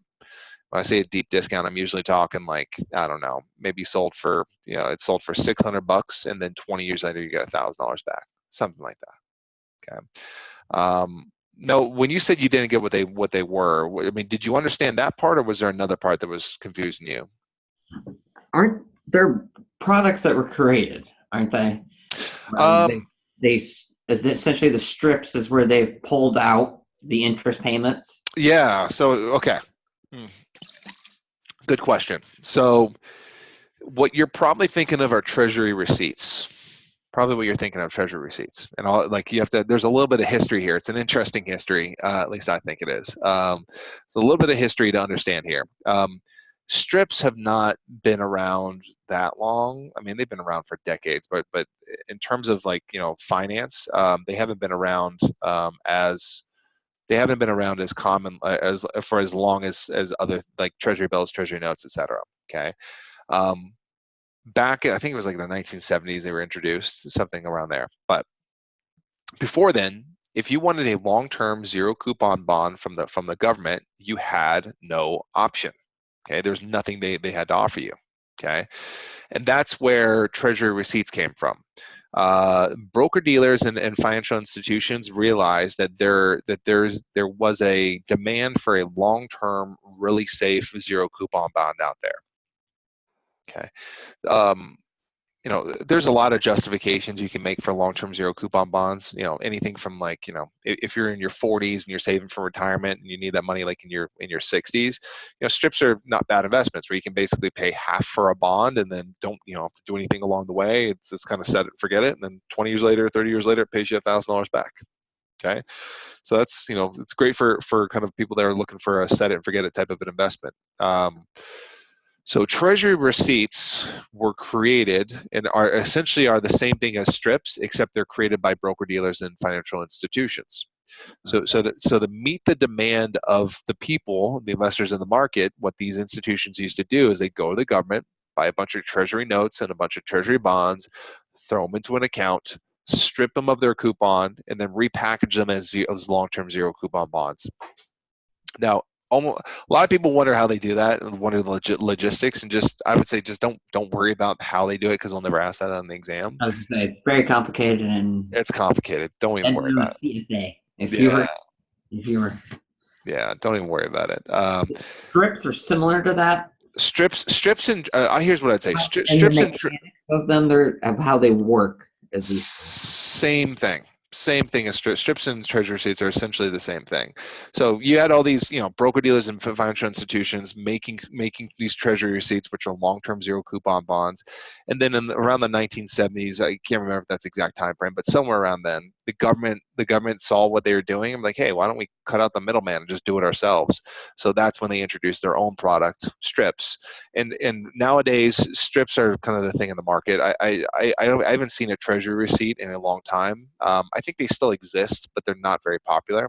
Just because you just cut out the middleman and go directly to the government if you're looking for a long-term zero coupon bond. Just get strips from them. So strips and treasury receipts are pretty much the same. The only difference is who makes them, and maybe understanding that strips, since they're a government product, they're higher quality. They have less default risk than a treasury. Even though a treasury receipt's relatively safe, they're creations of private corporations. So they have a little bit of risk associated with them because of that. Taxation on all of those are federal exempt, but taxable at the state and local level. Backwards on that one. The governments. Yeah. Does that make sense? Yeah. Governments will tax their own things that they have no problem taxing their own products. They just won't tax the other government's products, if that makes sense. Yeah. So taxable at the federal level, exempt at the state, and obviously local level. Yeah. You got it. That's it. So, I mean, those are your treasury products. Okay. Any questions about those? Nope. Okay, cool. So what I'm going to do now is I'm still going to stay in kind of the area of federal related stuff, but I'm going to jump specifically to let me bring this up, specifically to the mortgage-backed securities, because I know you said you want to talk about those. Mortgage-backed and convertible. Yeah, let's talk about them. Okay, cool. Both of those things are any of the GNMAs, and I can't remember the other two. So. Yeah. So there's three. There's Ginnie Mae, Fannie Mae, Freddie Mac. I'll write this down here at the bottom. Yes. Mae, Fannie Mae, hang on, Jenny Mae. Then you have Fannie Mae, which is Fannie Mae. By the way, don't worry about what these actually stand for. If you just remember what I have down there, those are the three: Jenny Mae, Fannie Mae, Freddie Mac. Okay, they all do the same thing. They just do it with different mortgages, different types of mortgages. That's where the differences are in the three of them. Okay. Okay. All right. That's kind of where I get a little confused. Okay. I know that people are looking at, well, what they thought, only one of them is backed by the government. Jenny, that's the only Jenny, one. Yeah. that's the only one that's truly safe. Yeah, what they'll say is that Ginnie Mae comes with direct backing of the U.S. government, whereas Fannie Mae and Freddie Mac come with indirect backing of the U.S. government. Okay, so they're all backed in some way. It's just you want to think of it more as a priority. Okay, um, I always tell people it's almost like if you run into a burning house and like let's say you got like your loved one and you got your pets in there. Sorry to paint a terrible example here, but like you're probably gonna grab your loved one first. Doesn't mean Depends on the loved one. it depends on the loved one, right? You love your pets, but I mean if it's your spouse or something like that, you might want to save them first and Yeah. then go back in and save the pets if you can, right? So I don't know, something like that. Yeah. Yeah, so they come. I mean, they're all relatively safe, but Ginnie Mae is definitely the safest because of that. Is essentially when you say that one of them's backed, and what did you say that they're Direct and indirect. So, direct? so Ginnie Mae is directly backed. Indirectly essentially somebody saying that that it's going to get bailed out. Yeah, yeah, They're not going to let it collapse. yeah. For the most part, I mean, in fact, we can. I mean, it's just about priority. Like direct, you can say that the government's going to like jump in there and save them immediately. They're going to back them up if they run into any kind of financial problems. Whereas indirect backing, there's still an assumption that the government's going to help them out if they run into financial issues. In fact, there's a history there. 2009, so 2009 and 2010, Fannie Mae and Freddie Mac were losing billions of dollars on a monthly basis. They were a mess. They were a wreck, about to fold shop.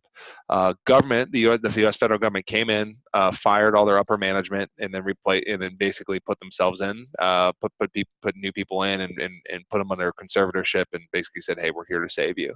So Freddie and Fannie are both, although they're both indirectly backed, they both there's a history there. The government saved them when they were in deep trouble back in the mortgage crisis of 2008, 2009. Okay.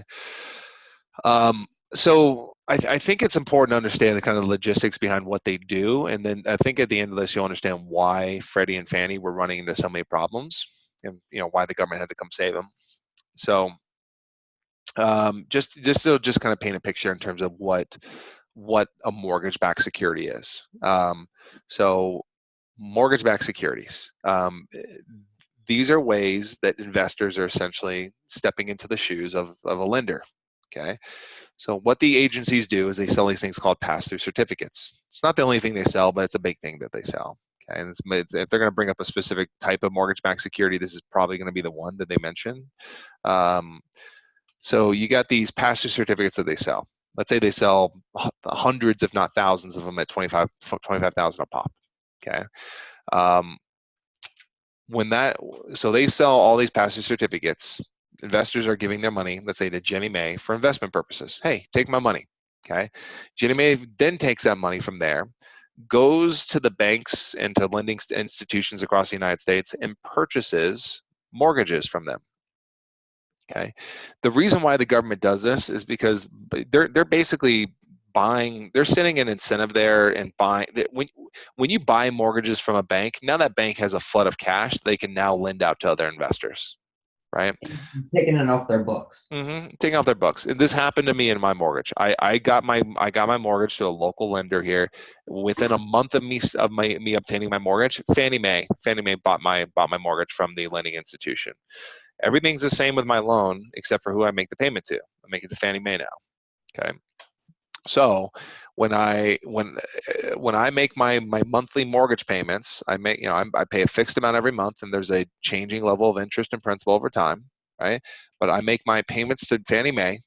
Fannie Mae then takes a little bit off the top and then passes through the rest to their investors. So it's kind of weird for me to think about, but my hard-earned money that I put towards my mortgage every month is now being spread out and being sent to all these random people across the United States. I don't know who it's going to, but a bunch of random people are getting my mortgage, and that's because I borrowed money. Ginnie Mae bought that from my lending institution, and by doing that, now that lending institution can lend out that money to new people. So that's the idea there. Now, are they paying the banks a premium for or they're giving them a little bit? It depends. I mean, the bank. I mean, if you think about it, You're just happy to get it off its books. Maybe it depends. I mean, I think that was the problem back in 2008. And I don't know if you ever saw like the Big Short. You ever see that movie? Great movie, right? I mean, there's a part in the Big Short where they go down to Florida and they realize that like they're giving out mortgages to like anyone, literally anyone, right? If you think about it, like what the banks were doing is they didn't care who was getting a loan off them. They didn't care who they were giving a mortgage to because they knew as soon as they sold the mortgage, the government or some other institution was just going to come in there and just buy the mortgage from them. Okay. Why have standards when it comes to selling a mortgage or getting someone in a mortgage when it's just going to be taken off your hands in a month or two, or sometimes immediately. So that's the idea there. Now when the government buys mortgages, and they're doing that through a pass-through certificate like I'm talking about here, the government effectively is guaranteeing that the investor over here on the right hand side, they're guaranteeing that the investor is going to receive their monthly allotment of interest or principal regardless of what the situation is with the mortgage, which is another way of saying, my mortgage is on my Fannie Mae. Let's say that I move out of my house. I just can't make my mortgage payments anymore, and I'm done making mortgage payments. Even though I'm not making mortgage payments to Fannie Mae anymore, they will continue making payments on my behalf to the investors because they promised them that. Therefore, these pass-through certificates are AAA rated because they come with government backing. Okay, they're AAA rated because of the government backing. Even if I can't make my mortgage payment, or even if I default on my mortgage or foreclose on my home, they still have to make those payments on my behalf to the investors. And when people were foreclosing on their homes, not making their mortgage payments, etc., when it was a mess back in 2008, 2009, Fannie Mae and Freddie Mac had to continue making payments to their investors, and they had to be cut. They had to, the government had to come in and save them from their mess. Okay. The reason why Ginnie Mae didn't run into as many problems has more to do with what mortgages they deal with than just the fact that they're directly backed by the government. Ginnie Mae only deals with insured mortgages. They only deal with FHA and VA mortgages. So Veterans Administration or Veterans whatever, the Veterans Administration and then the FHA, Federal Housing Authority, I think is what that is. But they're only buying, Ginnie Mae only buys mortgages that are insured by another institution, even if that is another federal institution. So with Ginnie Mae, even if they were having foreclosures on their hand, the insurance kicked in and paid for it, if that makes sense. So Okay. yeah, that's the idea there. So somebody that has mortgage insurance. Yeah, Ginnie Mae only buys only insured mortgages, and if you think about that, that's the real reason why the government backs Ginnie Mae. It's just easy. They're backing a government, an institution already that invests in insured things already. So it's kind of like a lazy backing, if that makes any sense. So that's the idea. Fannie and Freddie. Sorry, go ahead. Unsecured. The only security is the credit rating of the mortgage holder. Yeah, I don't think you'll see a question on this, but to be specific there, Fannie does a blend of both. Fannie does sometimes deal with insured mortgages sometimes, but I'd say, I don't know exact numbers, but half the time they're dealing with insured mortgages, half the time they're dealing with conventional mortgages, which can be non-insured and sometimes even subprime potentially. Whereas Freddie kind of like flies by the seat of his pants. Freddie takes on a bunch of risk. Freddie only deals with unconventional mortgages that are not insured. So they deal with the kind of the bottom barrel stuff there. There could be good mortgages in there from people that have high credit ratings, but they don't do it with any insured mortgages whatsoever. So it's subprime. They're subprime. They can be, yeah. I mean, just because your mortgage isn't insured necessarily doesn't necessarily mean it's bad, but I mean, it doesn't necessarily mean it's good either. So Yeah. just like I could take out a mortgage and it may not be insured, but Oh, if I'm credit worthy, then there's not a ton of risk there. So yeah, that's the idea. So taxation. yeah, so good question on this. I'm glad you brought this up. Federal securities in general are federally taxed and state and local exempt, right? Um, However, this is the one federal security that that has its own type of taxation. Okay, its own unique type of taxation, and it's fully taxed. Okay, Ginnie Mae, although it is or not Ginnie Mae, but pass-through certificates, or I should really say any mortgage-backed security at all, is going to come with a triple tax structure, taxable at the federal level, state level, and local level. At ordinary tax rate. Yep. Yeah, ordinary, just ordinary income rates. Yeah. Yep. So, I don't know. I don't think you need to know the reason for the test, but maybe it'll help with context. But the reason why is because people that pay their mortgage, you can deduct your mortgage interest. So they're not going to allow a deduction on the side of the mortgage payers, and also a kind of a tax beneficial side on the investor side here. So bottom line, because mortgage interest is deductible, they're going to make the people that are receiving that interest pay full taxes on it. So I don't know. That's the reason why. But yeah, those are your mortgage-backed securities. Cool. Different types of like convertible bonds. Mhm. That just absolutely. I don't know Okay. why. Okay. Yeah, let's talk about it. Well, here's the thing. I would tell you there's only two things you really need to worry about that are convertible on the test, and that would be convertible preferred and convertible preferred and convertible bonds, essentially. Um, so This I'm is gonna. Sorry, go ahead. no, go. You're fine. So I'm gonna, what I usually find. Well, let me set the stage with kind of a whiteboard, and then I think the best way to get good at convertible bonds is going to be to go through questions. But here's the thing: for the SIE, I'm telling you, you don't need to. You just need to know. You need to know what a convertible bond is and how it's beneficial to a client. You don't need to, You're not going to be doing any number crunching. You're not going to be doing any calculations. You're not going to be doing anything crazy with convertible bond stuff on the SIE. On the 7, different story on the 7. So yeah. So let's just talk about this. Like if we let's say we're talking about a convertible bond. Do you know what it's convertible into? It's convertible into stock, Yep. common stock. Yep. Let's do this. These are convertible into common stock of the same issuer. That's the deal with convertible bonds, convertible preferred stock. You're basically taking one thing and turning it into another. Okay. Um,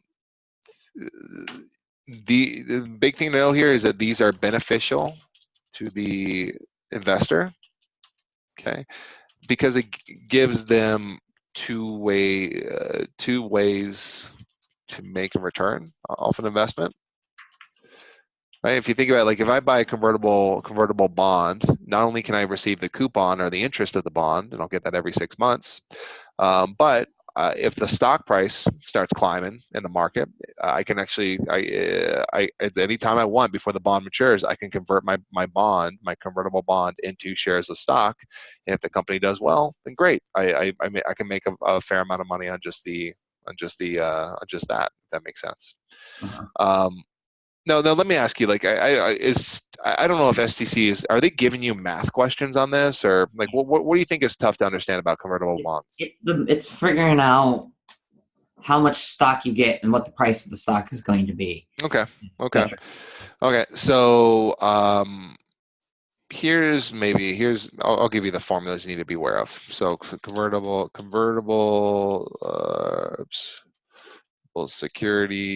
security formulas. Just leave it there. Okay. Okay, so convertible security formulas. There's a few of them that you need to be aware of. Okay, the first one is conversion price and conversion ratio. I should have started with conversion ratio, and actually I will start with conversion ratio. The conversion ratio, the point of the conversion ratio is that it tells you how many shares of stock you get if you convert your bond. Okay, if you're to ask me like what's the most important thing I need to know numbers wise about a convertible bond, it's the conversion ratio. Like you got to know that. You have to know how many shares of stock you get if you convert your bond. And by the way, this is a fixed thing, never changes over the life of the bond ever. Okay. Now, if they're looking for a formula,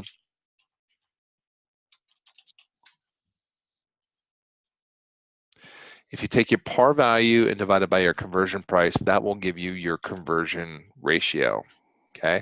Now, the conversion price is something that they'll just give you like in a question. They'll just throw it out there. They'll say something like the bond is convertible at, I don't know, $40. Okay. They'll say the bond is convertible at $40.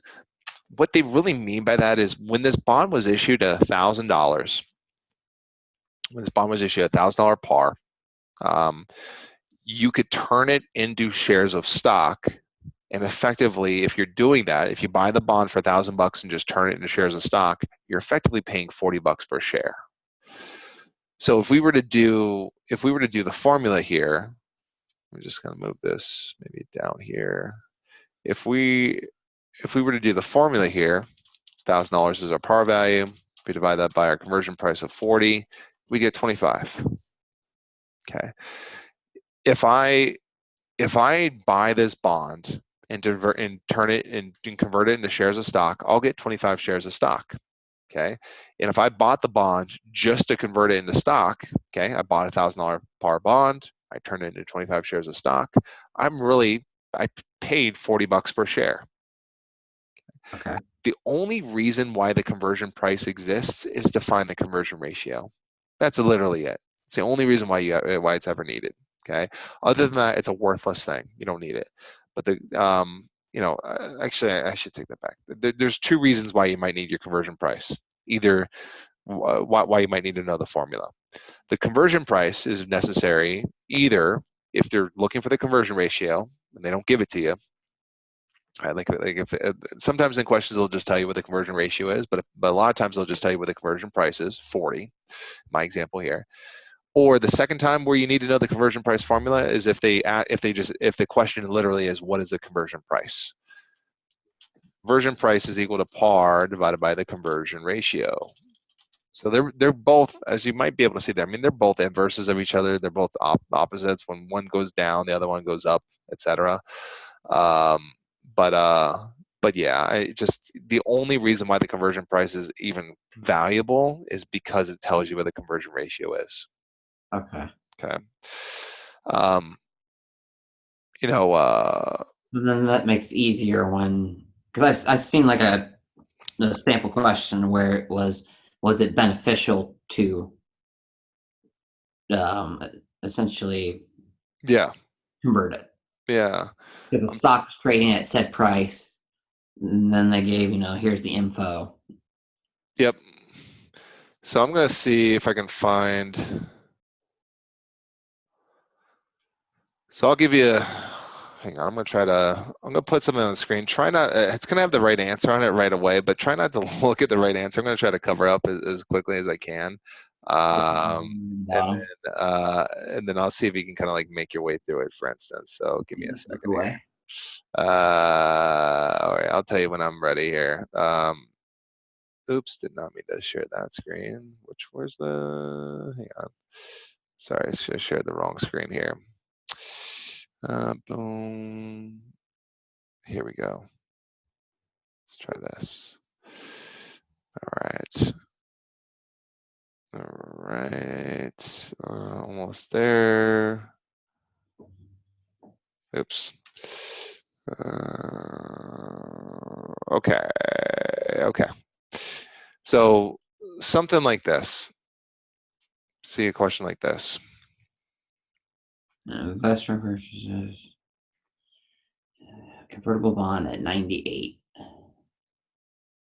Okay, convertible is at 25. common stock is trading at 26. Uh-huh. And for tax purposes, okay, so he bought the bond for $980. Yep. Um, Good. that doesn't, so, but the par, so it's $1,000 par. Okay. It's $1,000 par, but they bought it at 980. Good. Okay. Convertible at 25. So that's 1,000 over 25. Mm-hmm. Good. So we're doing the conversion ratio, right? The conversion ratio formula, which is 1,000 par divided by 25. Good. 25. So that gives us 40. So we can buy 40 shares. Yeah. So we have a what they would call 40-to-1 ratio. So we get 40 shares of stock for every bond that we have. Good. Okay. So we're looking at $26 a share times 40. So that gives us 1,040 if we were to convert it. Mm-hmm. Is that what the number is? Yeah. No, if we converted it at 25 to 40, that'd be Uh-huh. 1,000. Yeah. But we're going to make $40 automatically plus Uh-huh. 20. No, that's not going to come into account. Not the 20. Yeah, yeah. I think, are you talking about the discount there? Yeah. Yeah, yeah. That when you convert it, you're not getting money back from the issuer at that point. That makes Okay. sense. So, yeah. So, so then that's you're looking at a $40 capital gain. Yeah. Let me see if I can clear some of the stuff out here. Ew. So, okay, here's the thing. Here's the thing. This one's a nitpicky question. Here's the thing. Like, are you getting 1,000? What was it? 26 times 40. What did that give you? 1,020 Uh, or 1,040? what was it?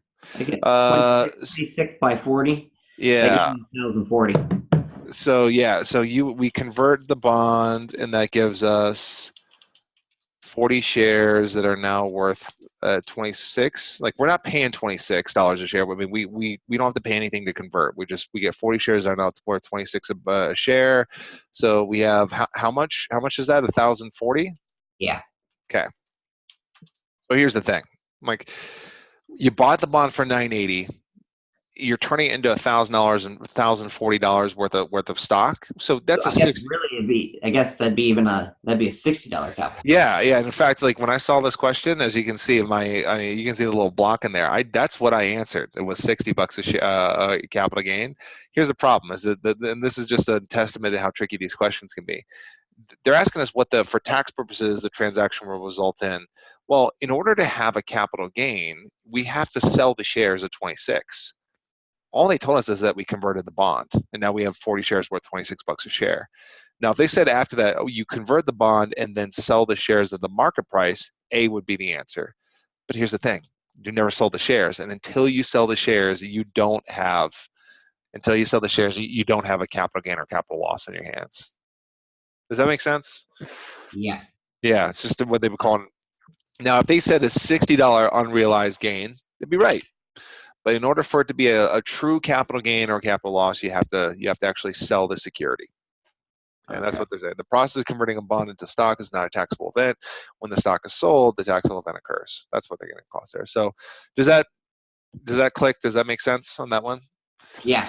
Okay, cool. That was like a dual purpose. Yeah, yeah, there you go. So it's kind of the two different things they want you to look at. But yeah, I mean, here's the thing: if I was savvy enough when I looked at this the first time, I probably should have noticed that no, like, you don't have to do any math for this question. Like, hey, they didn't say they sold the stock, so no gain or loss.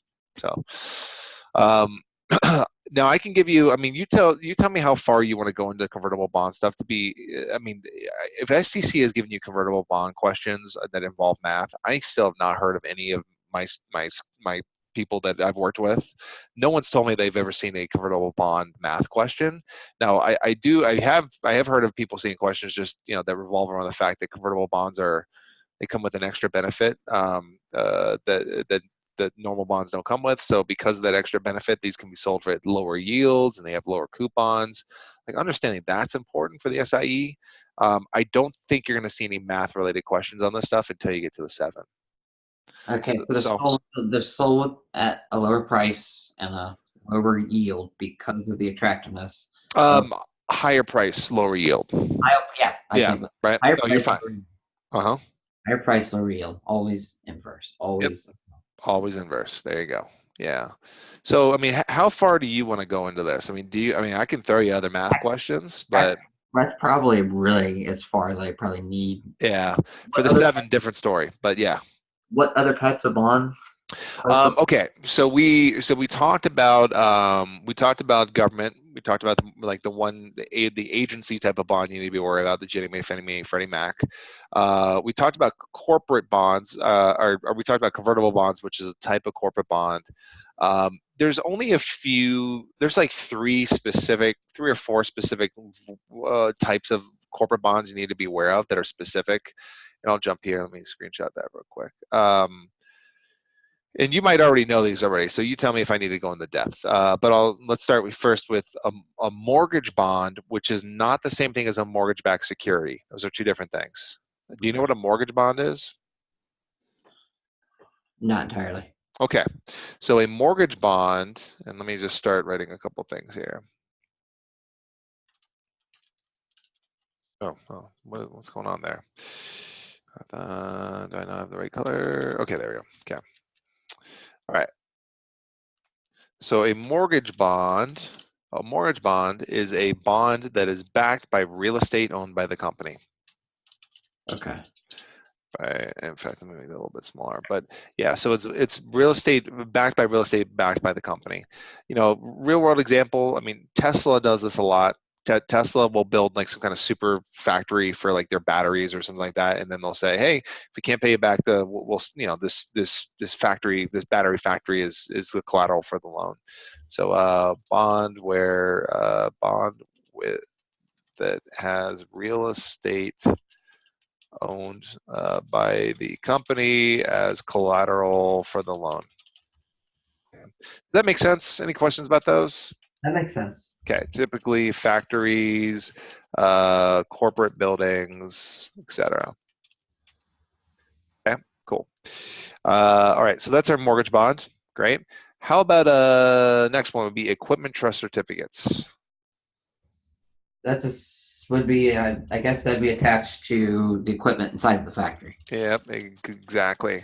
Your CNC machines and Exactly. all your Yeah. robots, etc. Yeah, a good example of that would be like Delta does this every now and then where they'll issue a bond. I mean, equipment could be anything from like, a tractor trailer to like a vehicle to like an airplane. They would consider an airplane an equipment trust certificate too. But bond that has equipment, vehicles, construction equipment, etc., as collateral for the loan. Now, the interesting thing here, they might go this far. It's possible. This is a little bit on the lighter side of testability, but one thing we haven't talked about is bond structure. And when I say bond structure, I'm talking like a term bond issuance versus a serial bond issuance versus a series bond issuance. Have you heard of those before? Have you seen those before? Heard of them, not entirely. Yeah. So let's Oh, see if I have. I think I have something already drawn up on that. Serial. Maybe. Okay. In fact, I'm just gonna put this at the bottom of the screen down here. Okay.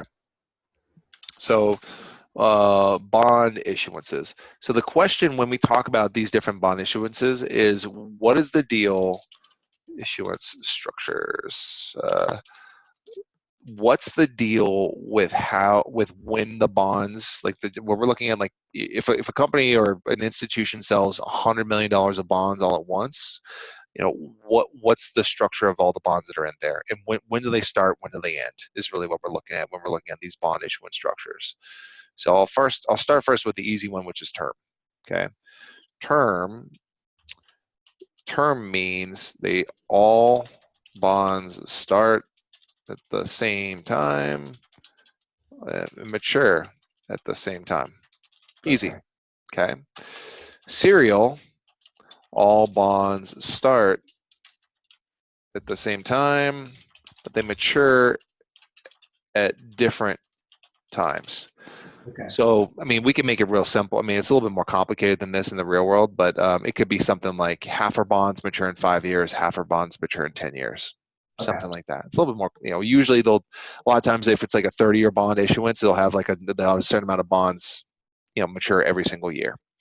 And then series is exact opposite of serial.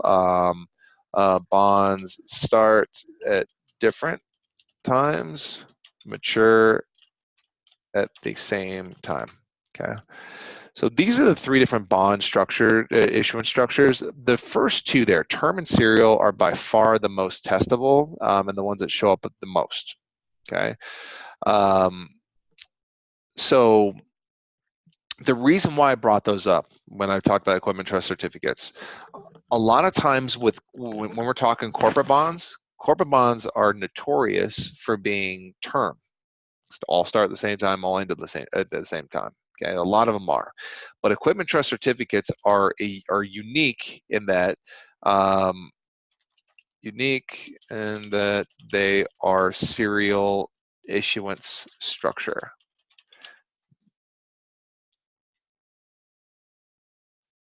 Okay, it has to do with depreciation. Okay, like So it goes to do you get that? yeah, that goes to accounting. It's going to be worth the equipment's worth less as it ages. Yeah, yeah. Yeah, equipment trust certificates are collateralized bonds, and your collateral should be worth, should be pretty close to the value of the outstanding, loan if it's true collateral, right? So they need to call, or enough of the bonds need to start maturing when the value of the equipment starts dropping over time. There you go. That's it. Okay. So those are your equipment trust certificates. If we keep going here, there's just 2 more I think that we need to talk about that are corporate. The next one would be collateral trust certificates. They might refer to as CTCs, possibly, maybe. Collateral trust certificates. Okay. Have you seen these before? Do you know what these are? No. Okay. These are bonds. The bond with a portfolio of securities as collateral for the loan. Okay. And when I say portfolio of securities, it could be anything from like a portfolio of like bonds and stock or ETFs or whatever. If you have a portfolio of marketable, I really should put marketable securities here. That's what a collateral trust certificate is, essentially. Now, real world, most of the time,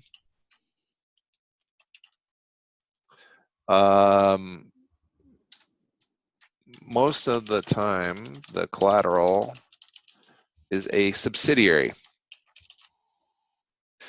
Procter & Gamble did this once, or Procter & Gamble does this a fair amount.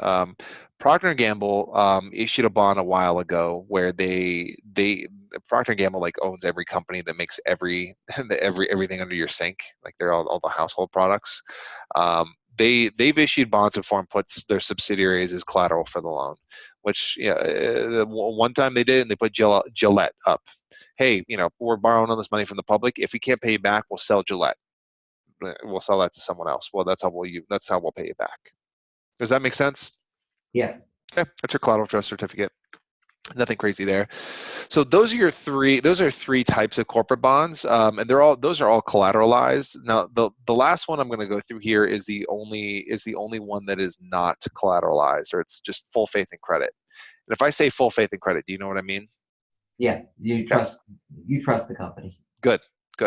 So and you've probably seen this word before, debenture. Yep, there you go. That's it. A lot of people don't realize how important that word is and how important it is to know what that means. A debenture is a long-term unsecured corporate debt. That's it. If you know that a debenture is long-term unsecured corporate debt, you're good. You're good on the exam. A lot of times they'll just throw that word around, and either if you know that that bond is unsecured, or if you know it's long term, just knowing that stuff is the stuff you need to know to get the question right.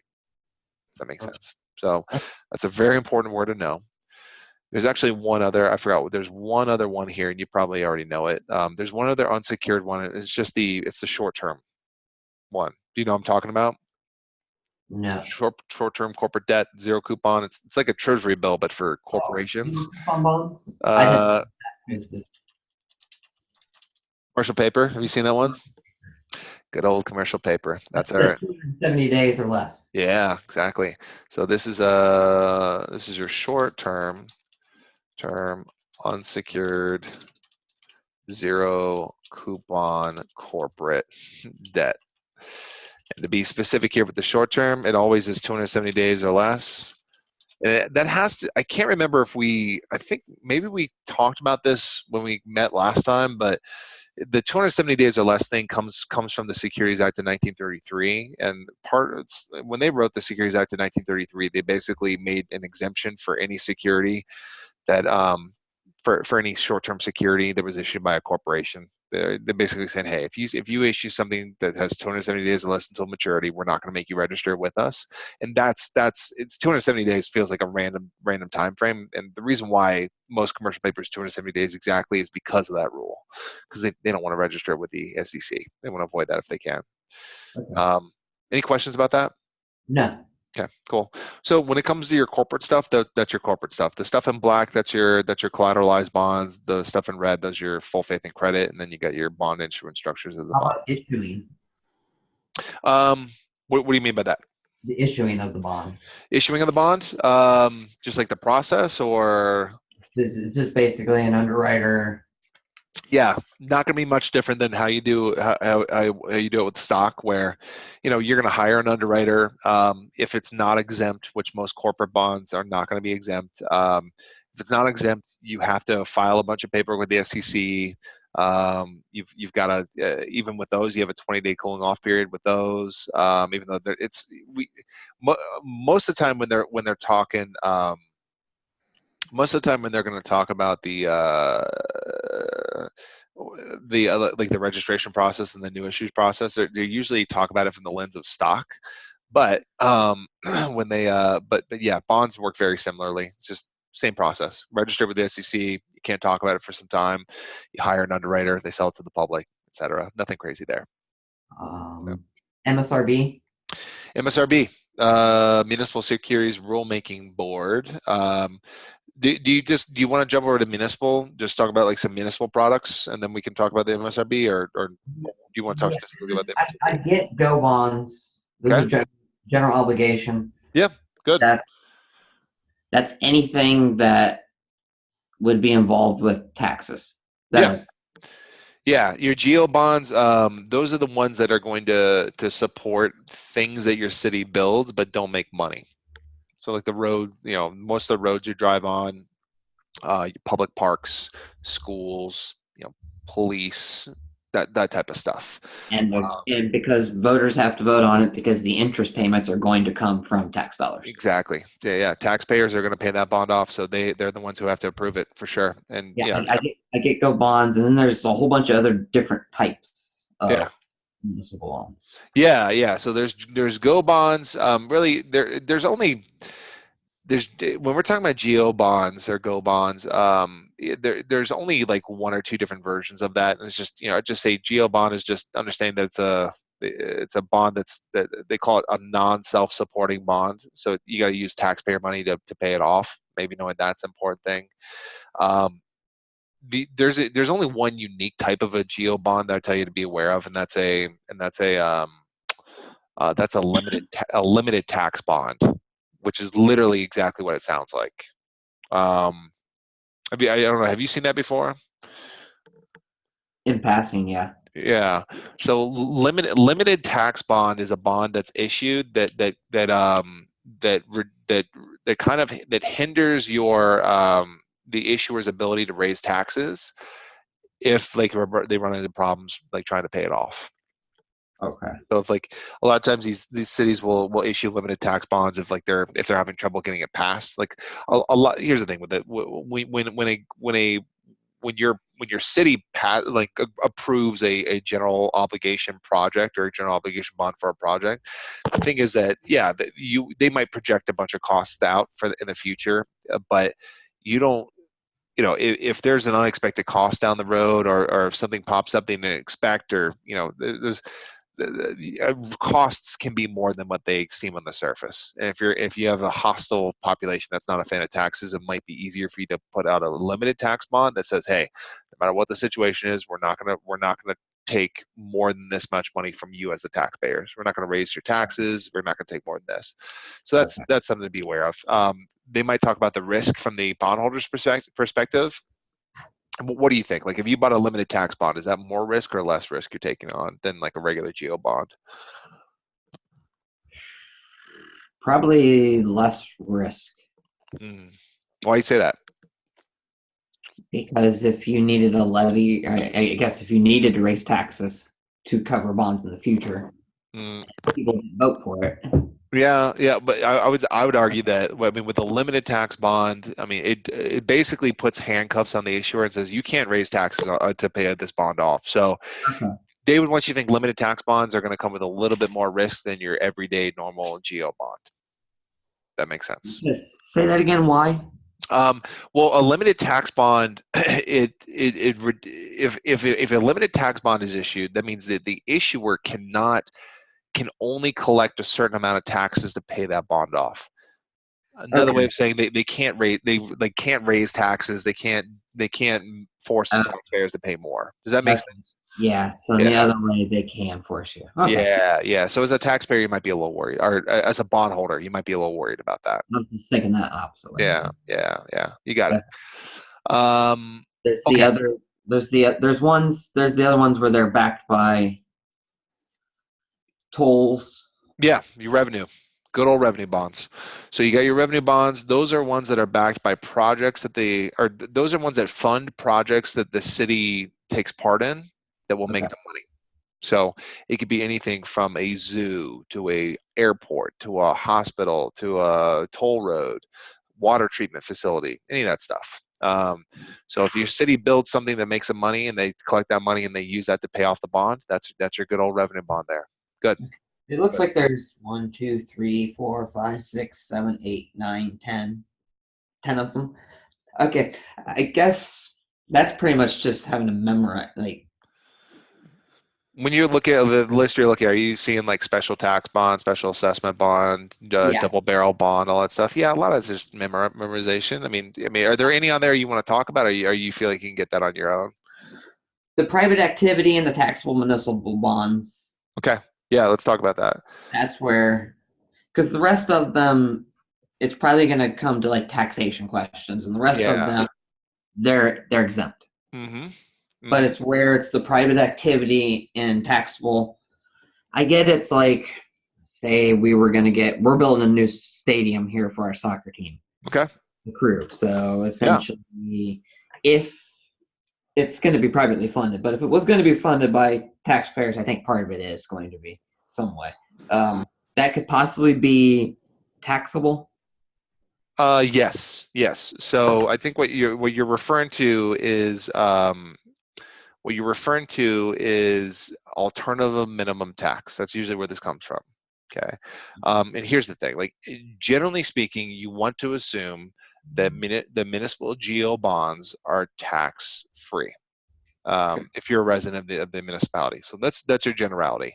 Yeah. However, if they get specific, when they say private activity bond, what they're really just saying is that it's a bond that supports something that you have to pay to get into. So like your stadium or your zoo or like whatever it is you're talking about. If I mean private versus public, the question is what is the bond funding? If it's funding something that the public can't use or the public doesn't own, then it's public purpose or public activity. If it's private activity, another way of saying a revenue bond, then it could potentially be subject to full taxation. Okay. Um, I don't know. I mean, for the SIE, I really don't expect them to go too far with that. I think understanding that private activity bonds, which are bonds that, essentially revenue bonds, private activity bonds are bonds that that come with come with taxation. That can potentially come with taxation, full taxation, Mhm. if that customer is subject to alternative minimum tax. Usually, your wealthier people are. Okay, so but your moral obligation, transportation bonds, utility revenue bonds, dormitory bond, they're all going to get the same tax treatment as a go. Yeah. hmm Okay. Yeah, Okay. yeah. In fact, I think if you do see that question on the exam, it's really just going to be, they'll literally throw those words out there. They'll say private activity bond, and just understand it's fully taxed. That's the thing I just get across to you. Okay. Okay. Where else? Where else you want to go? Some options. Options. Yeah, we can definitely go do that. So let's do this. I've been like options are still trying to kind of get a hold of options. What I expect to see on the exam when it comes to options. I think it could be anything. Um, I think it could be anything from 2 to 6 questions is what I would expect you maybe to see on the exam. Um, I think most of the questions you're going to see on options are going to be more conceptually based. Just understanding, like, what's a call, what's a put, what's a premium, structure of an option, etc. So, how are you feeling just on options in general? Like on a scale of 1 to 10, how confident are you with them? 5. 5. Okay. So if I said like strike price, premium, do we need to start there? Or do you feel like you know what those are? I know the strike prices. I know the strike. That's what you can buy it at. The Good. premium is what the cost. That's what you're going to pay up front Mm-hmm. for for it. It's going to have the name of the security, and then it's going to have a date. Yep. Yep. There you go. I get that part. Good. Calls and puts are probably what, just like the specifics, is probably what's driving you a little crazy on these, right? Um, And it's just a different, and a lot of it's different terminology where you see writer and you're short but you're long, and then the yeah, buyer and the seller, and it's yeah, all means the same thing, but it's a different way of saying it. yeah. You're right. I think that's the tough part there for sure. So actually, I'm going too far with what I'm about to put up here. So give me a second. You can see everything I was about to put up there, anyways. But let me look at something real quick. Here we go. All right. So Light duty. yeah, let me share this with you here. Okay. So yeah, I think one of the toughest parts of options is just understanding that there's a whole new language. There's a language of options that you need to understand and get down and appreciate and know what they mean. So long versus short. Um, when we say long or short in the world of options, it's just we're talking buy or sell. And like if I went long this contract over here, that Jan 50 call, that just means I'm buying a contract. Now, I think the tough part when you buy a contract, is that contract may give you the right to buy or it may give you the right to sell. Just depends on what the contract is. Okay, like if I buy a put, I bought when I go long a put, that means I have purchased an option that gives me the right to sell stock. So I would almost kind of take it in chunks, if that makes sense. Meaning that like if I go long or short an option, all the differences, what we're talking about there is, did I buy a contract or did I sell a contract? Okay. If I bought a contract, I'm buying something that gives me the right to do something. If I sold a contract, I'm putting myself into an obligation. Okay. So I'm going to pause there and just like, did I say anything that didn't make sense? Any questions on any of that stuff? No, it makes sense. Okay, cool. So when you're going long an option, that means you're buying a contract. Okay, I'll just stick to the long side first. So when you're going long an option, you're buying a contract, and that contract is going to give you the right to do something. Like if over here, if I bought this JN50 call, if I bought it from you, let's say you sold it to me. Okay, you sell this option to me. I bought a contract from you, and that contract is going to give me the right to buy stock at $50 a share. Uh-huh. Okay. Um, right. When you buy an option, you're going to incur a debit. Okay, and the way when they say debit, all they're saying is that money's leaving your hand. Okay, if You're paying if I pay a premium, right? There's a premium involved. One person pays it, one person receives it.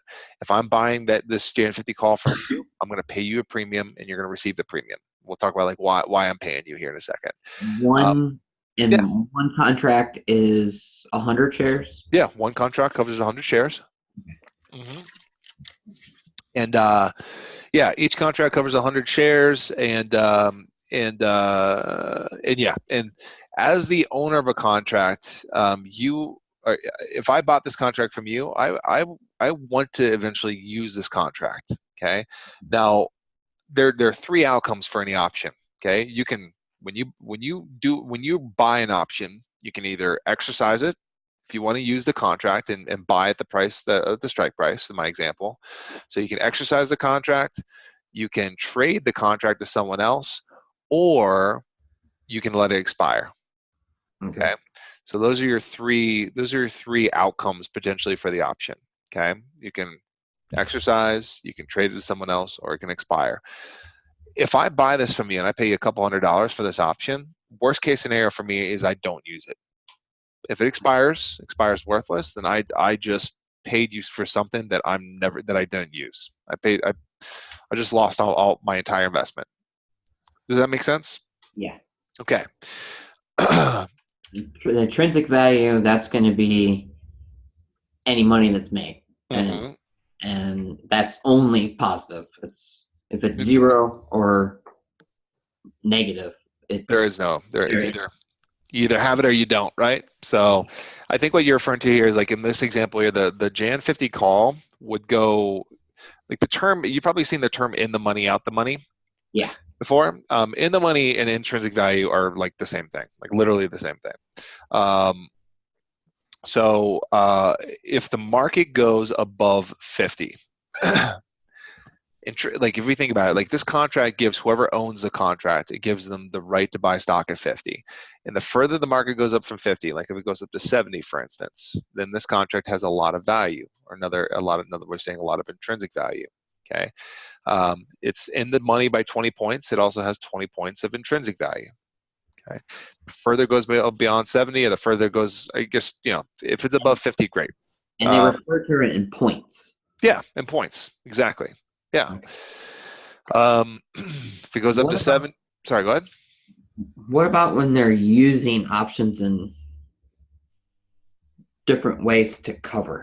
Okay, yeah, let's talk about that. So, um, The holder, I guess just real quick to finish. mhm. Um, Yeah. If you buy an option, you're considered the holder. Like if the buyer of the option and the holder of the option, same thing. We're saying the and it same. doesn't matter if it's a call or put. You can be the holder of a put, or you can be the holder of a call. Exactly.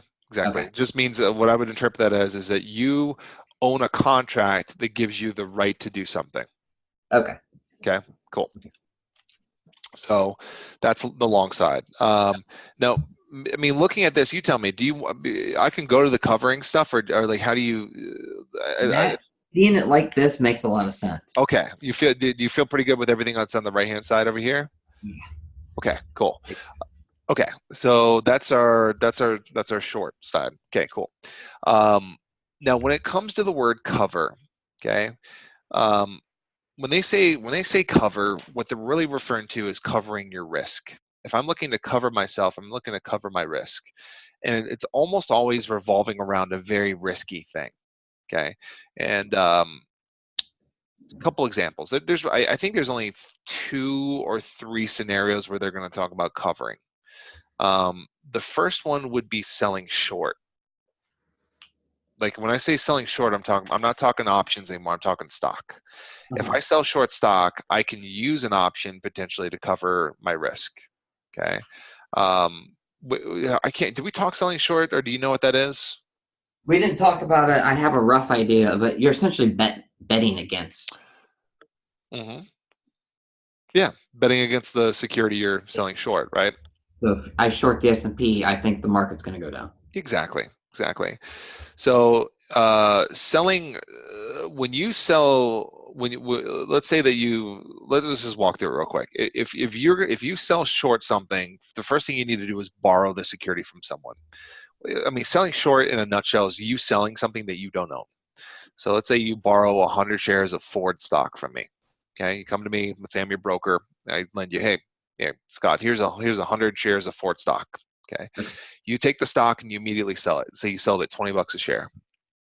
You know that you owe me shares again. You're borrowing these shares from me and you got to give them back. You sell them at 20 and then you hope the market drops. You're betting against the market. If the market drops to say 10 bucks a share, you just made 10 bucks a share, right? You sold it at 20, you go back into the market maybe a couple months later, buy it back at 10, and then and when you buy back the stock, you give me back the stock that you borrowed from me, then great, you made a profit on the market going down. Okay, so it's just, I always tell people to keep it simple with selling short. It's backwards investing. You're selling first and buying back later, hopefully at a lower price. But the problem with selling short is that the market can go up. A lot of times it does go up, right? If the market goes up, you lose money in a short position because that means you're buying it back at a higher price. And there's no ceiling to the market. Who's the other person on the other side? Just some random person. Just like let's say that let's say that I'm not your broker. Let's say your broker's on the side. You borrow 100 shares of Ford from your broker, and then you sell those shares in the market. It's just to some other investor out there. Like it could be me. Like say I'm some just random investor that was looking for Ford stock. I'd buy it from you. Okay. Now, the thing with stock though is like whether you don't have to necessarily buy the exact same 100 shares. You just have to buy 100 shares of common stock of Ford, and that could be from like that's going to come from some other investor, not from me. Some other investor out there is gonna buy back that you're gonna buy that security back from someone else. Does that make sense? Yeah. Okay. Okay. Cool. So if we're talking about covering our risk, that's if the market goes up, we're going to be buying back at a high price, right? At a much higher price. That's what we're really worried about with the stock, a short stock position. So if we think about like the different types of options out there, what option would potentially cover us from that risk? From the stock going which way? From the stock going up. Buying a put. What would a put allow you to do? It would allow us to sell at a set price. Sell at a set price, right? Now, but what are we worried about? Are we worried about the sell price or are we worried about the buy price? Do you get what I'm saying there? Buy price. Yeah, I think that's a real tough part with selling short is just you got to get used to kind of thinking about that to close out a short stock position, you got to buy the security back and you're worried about buying it back at a higher price than what you sold it for, right? So you would buy a call to cover. So let me switch back to my whiteboard real quick. Let me screenshot that so I have it. Oops. So let's just put a couple of scenarios up here. So short stock position. I should have this. Cover a short stock position, long call. If you go long a call, you're buying a call. Yeah, long call means you're buying a contract that's giving you the right. It's giving you the right to buy back that stock at a fixed price. Okay, that's how you cover a short position. I don't think they'll put this out there, but I bet you can connect the dots here. But they can also use the word long and short. It just means buy and sell, right? Practice questions. Yeah. If I put that right below that, if you're going to cover a long stock position, like you own stock in your account, does it make sense that a long put would cover that? That's so the buyer of a put.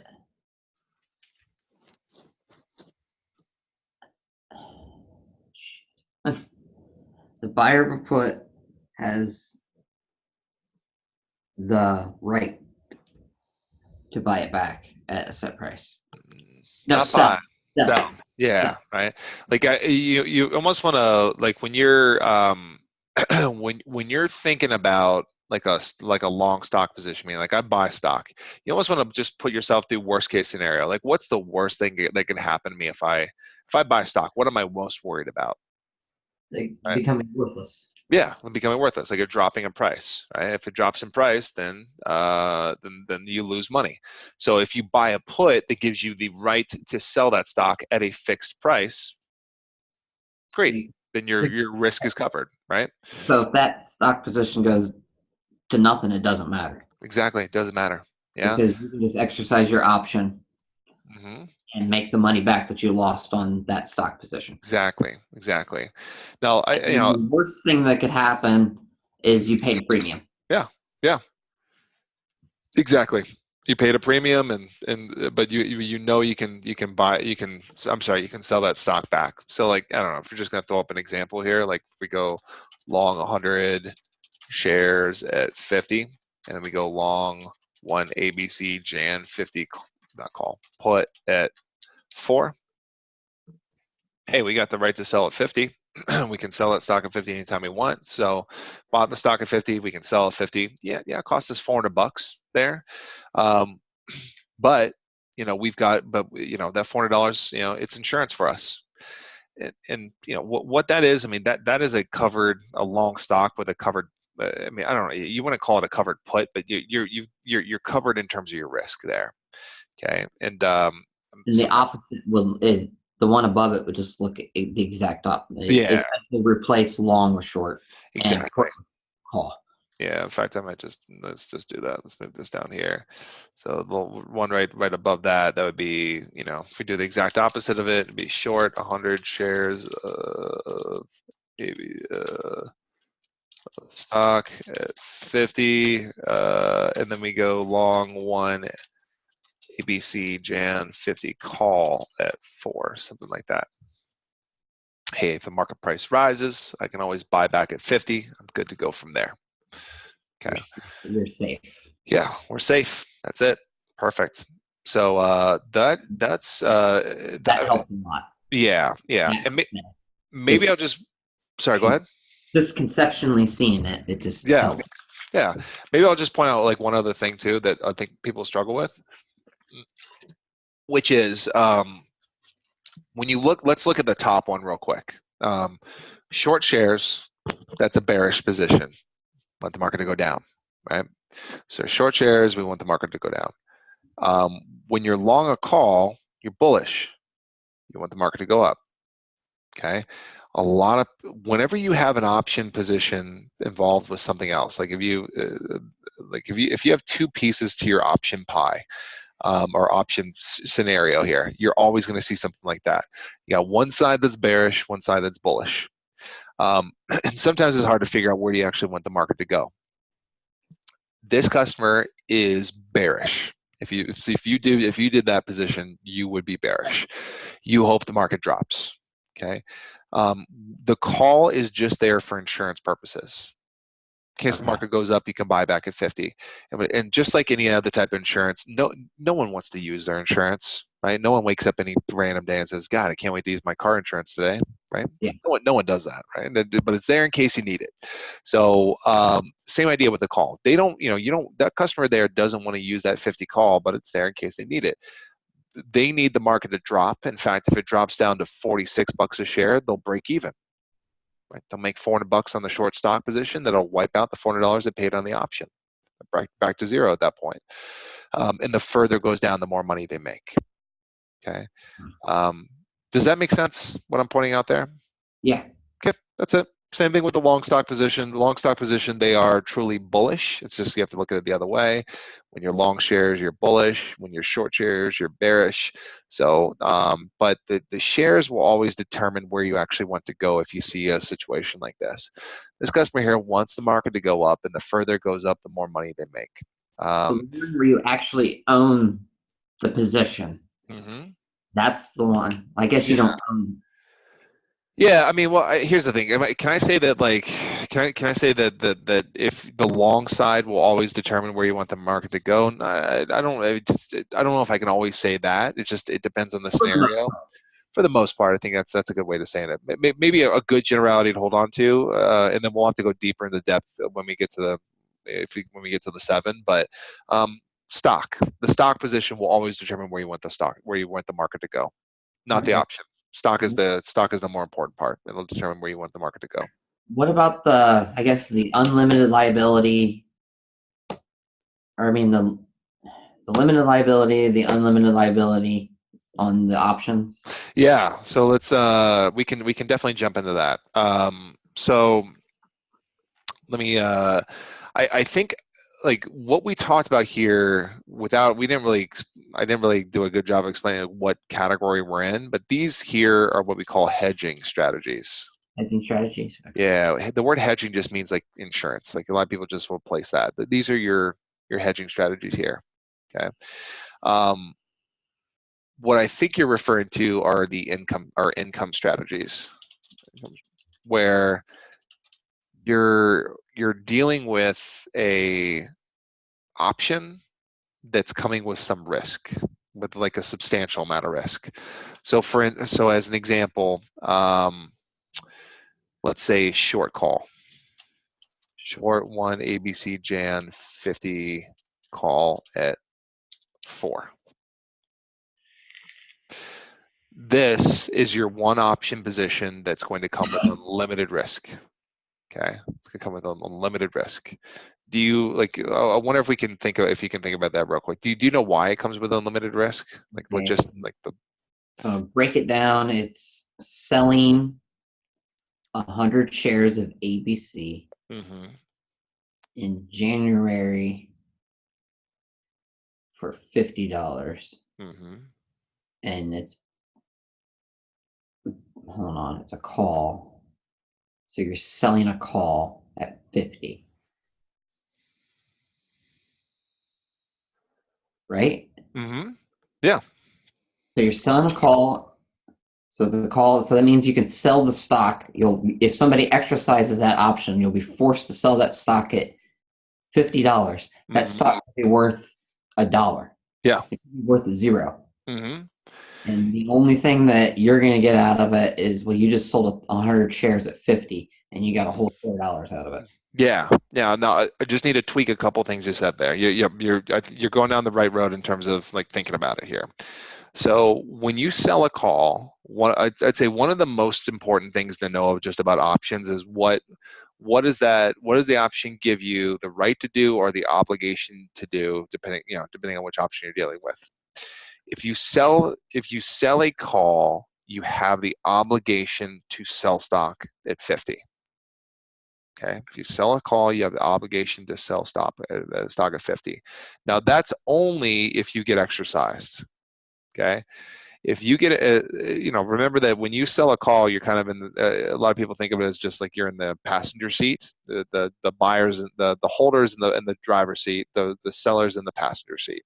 Okay, Okay. the seller's just waiting there to see if their option is going to get exercised. If it gets exercised, they're going to have to do something. Okay. So in this example here, if the customer sells this option, they're they're putting themselves into an obligation to sell stock at 50. Okay, so let's say that you sell this to me. This option is only going to get exercised if it has intrinsic value.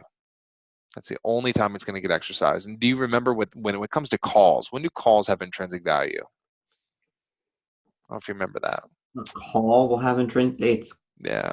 It's got to be above the premium, But you mean the strike price? the strike price. Yeah, above the strike price, right? Because intrinsic value goes back to whether or not the holder of the option, the person that owns the option, is going to use it, right? Oh, okay, Right. okay. So, Okay.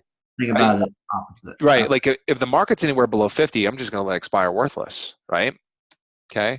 So, your goal, if you sell this option to me, you're hoping that the market stays somewhere below 50, and if it does, then I'm not going to use the option. Okay. So if it stays below 50, nothing's going to happen. Now, if it goes above 50, then I'm going to think about exercising, right? In fact, I'm not just going to think about exercising. I'm going to exercise the option 100%. But you wouldn't exercise it till it hit 55. Not necessarily. I would tell you I would consider exercising at 51. Now, maybe what you're thinking there is profit. I think like, yeah, you're right. Like, in order for me to get into like profit territory, the market would need for me to go above 54, right? But the thing is that, like, if the market goes to 51, let's just say 51, I'm able to buy 100 shares at 50 Oh, that I can then sell at 51. I make $100 back. I'm still losing money, but instead of losing $400, I'm losing $300 now. Does that make sense? yeah, kind of. Okay. So, I mean, I know it's kind of weird to think about this from different angles, from different perspectives, but yeah, for me, if I bought this option from you, if the market goes anywhere above 50, I'm going to exercise the option. Now, the question is, am I going to make my money back? Am I going to break even? Am I going to make my money back? Am I going to profit? Okay. If the market goes to 51, I have the right to buy at 50. I have the right to buy at 50 when the market is really at 51. So I'll buy 100 shares from you at 50. I'll take those shares, sell them at the market at 51. I'll make $100 back when I do that, Minus the premium. minus the $400 premium I paid you. So I'm down, instead of being down 400, I'm down 300. 400? So when I say, like, if I didn't exercise the option and just expired worthless, I'd be out $400, right? You get what I'm saying there? Well, it's at 4. Yeah. Yeah, when I say 400, I'm kind of like multiplying times 100, right? Like, if you find this option in the market, this, even though it says 4, this is literally how you see it in the market. The underlying assumption that they make you make here is that this option is really this option costs $400, because it's, when we say it has a premium of 4, it has a premium of $4 per share that it covers, and this thing Oh, covers 100 shares. Does that make sense? now that makes Okay, sense. sorry, sorry, I missed that you were that part. So, okay, Okay. so yeah, I'd be making the equivalent of, I'd be losing the equivalent of $3 per share instead of the equivalent of $4 per share. So, Okay. yeah, that's it. Cool. All right. So let's say, I mean, getting to like the here, I'm really trying to get around to the risk here. I'm just trying to, get you to see like where the risk is involved here. Um, the when the market when the market goes up, I'm going to exercise this option, right? Uh-huh. Let's say it goes up to, I don't know, it goes up to $100 a share. What you sold? Okay, getting back to the example, you sold me this 50 call. Okay, you sold me this 50 call. Market goes all the way up to 100. Why are you in a ton of trouble right now? Because I'm about to lose $50 a share. Yeah, right. And here's the thing: like, if they tell you that this is all you did, you can't assume that you have the shares, right? You can't assume that those shares or that you have the shares available to you. So what do you have to do? You have to go to the market, buy the shares. You have to go to the market, buy the shares at $100 a share, turn around and sell them to me for 50. Okay. Whew. Does that make sense? Why that's like such a bad deal for you? Yeah, that's a terrible deal for you. Terrible deal, Great deal right? for the other person. Yeah, right. But I mean, here's the thing: like, you never know where it's going to go. You never know where the market's going to go. The market could go down, and here's the thing: like, if the market stayed below 50, then you would have kept a $400. But short calls come with unlimited risk potential. Okay, And so sorry, go ahead. the person that they're just hoping to just get $4 from you. Yeah, yeah, or more. Like if you're asking, like, if I bought this option from you, well, I'm like, really, I would just hope the market goes up, up, up, up forever. Like, I That premium is $4 until it's exercised. well, it's just $400 up, period. Like, or when it says, Okay. yeah. Okay. So when I like when like what happens is, up front, we're gonna do an exchange of money, right? Like, I'm gonna give you $400. I'm gonna give you $400. You're gonna take $400 from me, right? And what that $400 buys me is, it buys me a contract that now you have to live by. Now the question is, do I make any of that money back? Well, if it goes above 50, then I can make money back by buying stock from you at 50 and selling it at the market at a higher price. But that Okay. $400, that's a sunken cost. We're not coming back to that. Okay. Okay. Um, so what I was trying to get around, I mean, it took us a while to get here, but I think it's important. So just this is the crux of, like, covering. Like, this is another position you talk about covering. So what I'd encourage you to think about here is the risk. Um, when we talked about like the situation where the market goes up to 100, you gotta go to the market and buy the stock at 100 and sell it to me for 50.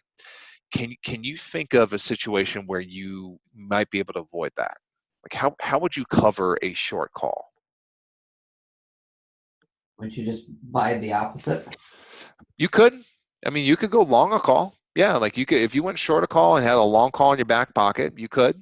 And in fact, like you'll learn more about that when you get to the 7. That they call those spreads where you go both go long and short at the same time. Absolutely. Good. Uh, But there's a I guess you would be long the stock, 100 good. shares.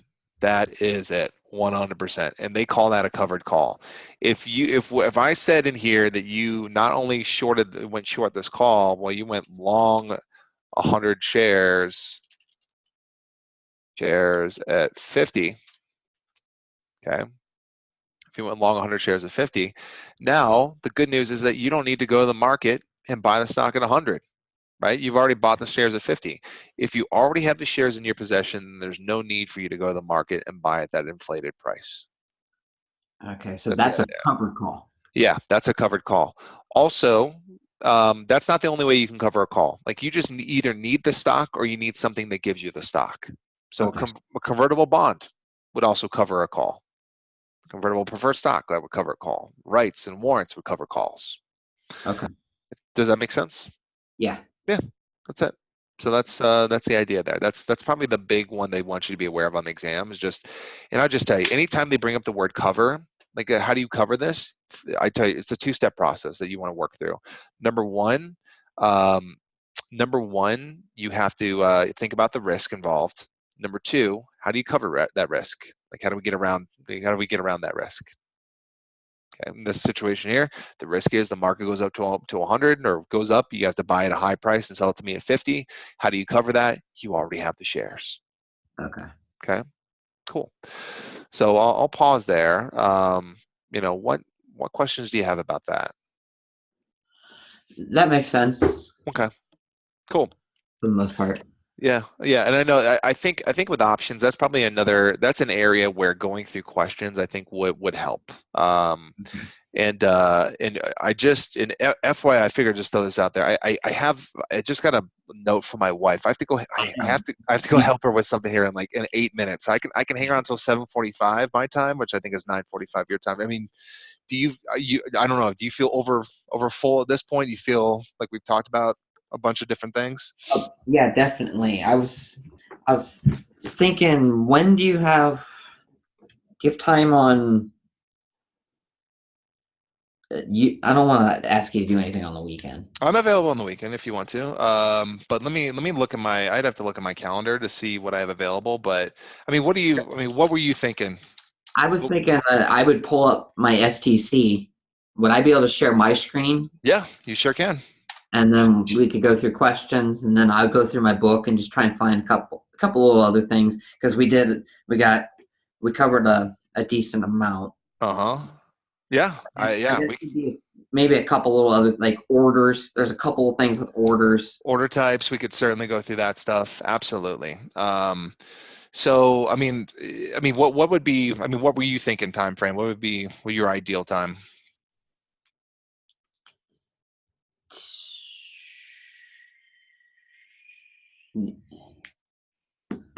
Uh, hmm. What's your calendar look like? I've got so here's the thing that's kind of hanging over my head that I'm not really 100% sure how it's going to work out. I'm about to be an uncle. My sister-in-law is about to give birth. Her water broke this morning. We're just waiting around right now to figure out when it's going to happen. So that's kind of a variable for me this weekend. So I don't know how available I'll How be. about Monday? Monday, I've got a ton of availability. In fact, I mean, what would be a good time for you on Monday? 7. Perfect. I can do it. Yeah, 7 would work fine for me. That'll work. I can take a little break this weekend too. Cool. From read a little Yeah, stuff and take a little break. yeah, and I'd say yeah, maybe there's a couple other areas we talk about, but I think yeah, at this point, I think it's a good idea for us to start switching to questions, and that's where I'm going to kind of handle. I feel like hopefully you feel like it was valuable today, but I want to get to the point where I start kind of getting you to getting into your head a little bit and kind of seeing how you're thinking about things. And I think that's where questions will really help us out, if that makes sense. Perfect. Yeah. So Monday at 7, more than happy to do it. And yeah, I'll put you down for 7 o'clock on Monday. Well, I'd say let's attack some questions and see how we do. And I don't know what your goals are with the exam, but I mean the way you talk about stuff and the way that I know there are a few things that we had to talk about today that you weren't 100% sure of, or something that maybe you'd seen before, but there's a good chance on Monday where I just might say, hey, I think you're ready for the SIE. Maybe Yeah, take a few practice exams on your own, and then get that under your belt, and then move on to the 7, which is going to be a different animal. So, yeah, I think we're doing everything we need to be doing. So, perfect. cool. Awesome. All right. Awesome. Scott, it's Well, been a pleasure. I will get the video to you. I don't. The longer videos take a little bit more time for the video to get up, but I'll get it to you as soon as possible, because I know you like watching them. But I like watching the videos, and I love the slides. okay, great. I'll get all the slides to you. I'll get that to you as soon as possible here. If you have any questions at all about anything, feel free to reach out to me anytime, even over the weekend, whether it's email, text, call, whatever. More than happy to help you. Awesome. But I appreciate all the help. no, I appreciate you. So thanks, Scott, and I'll see you on Monday. All right, sounds good. Have a good weekend. Thank you. See ya. Yeah.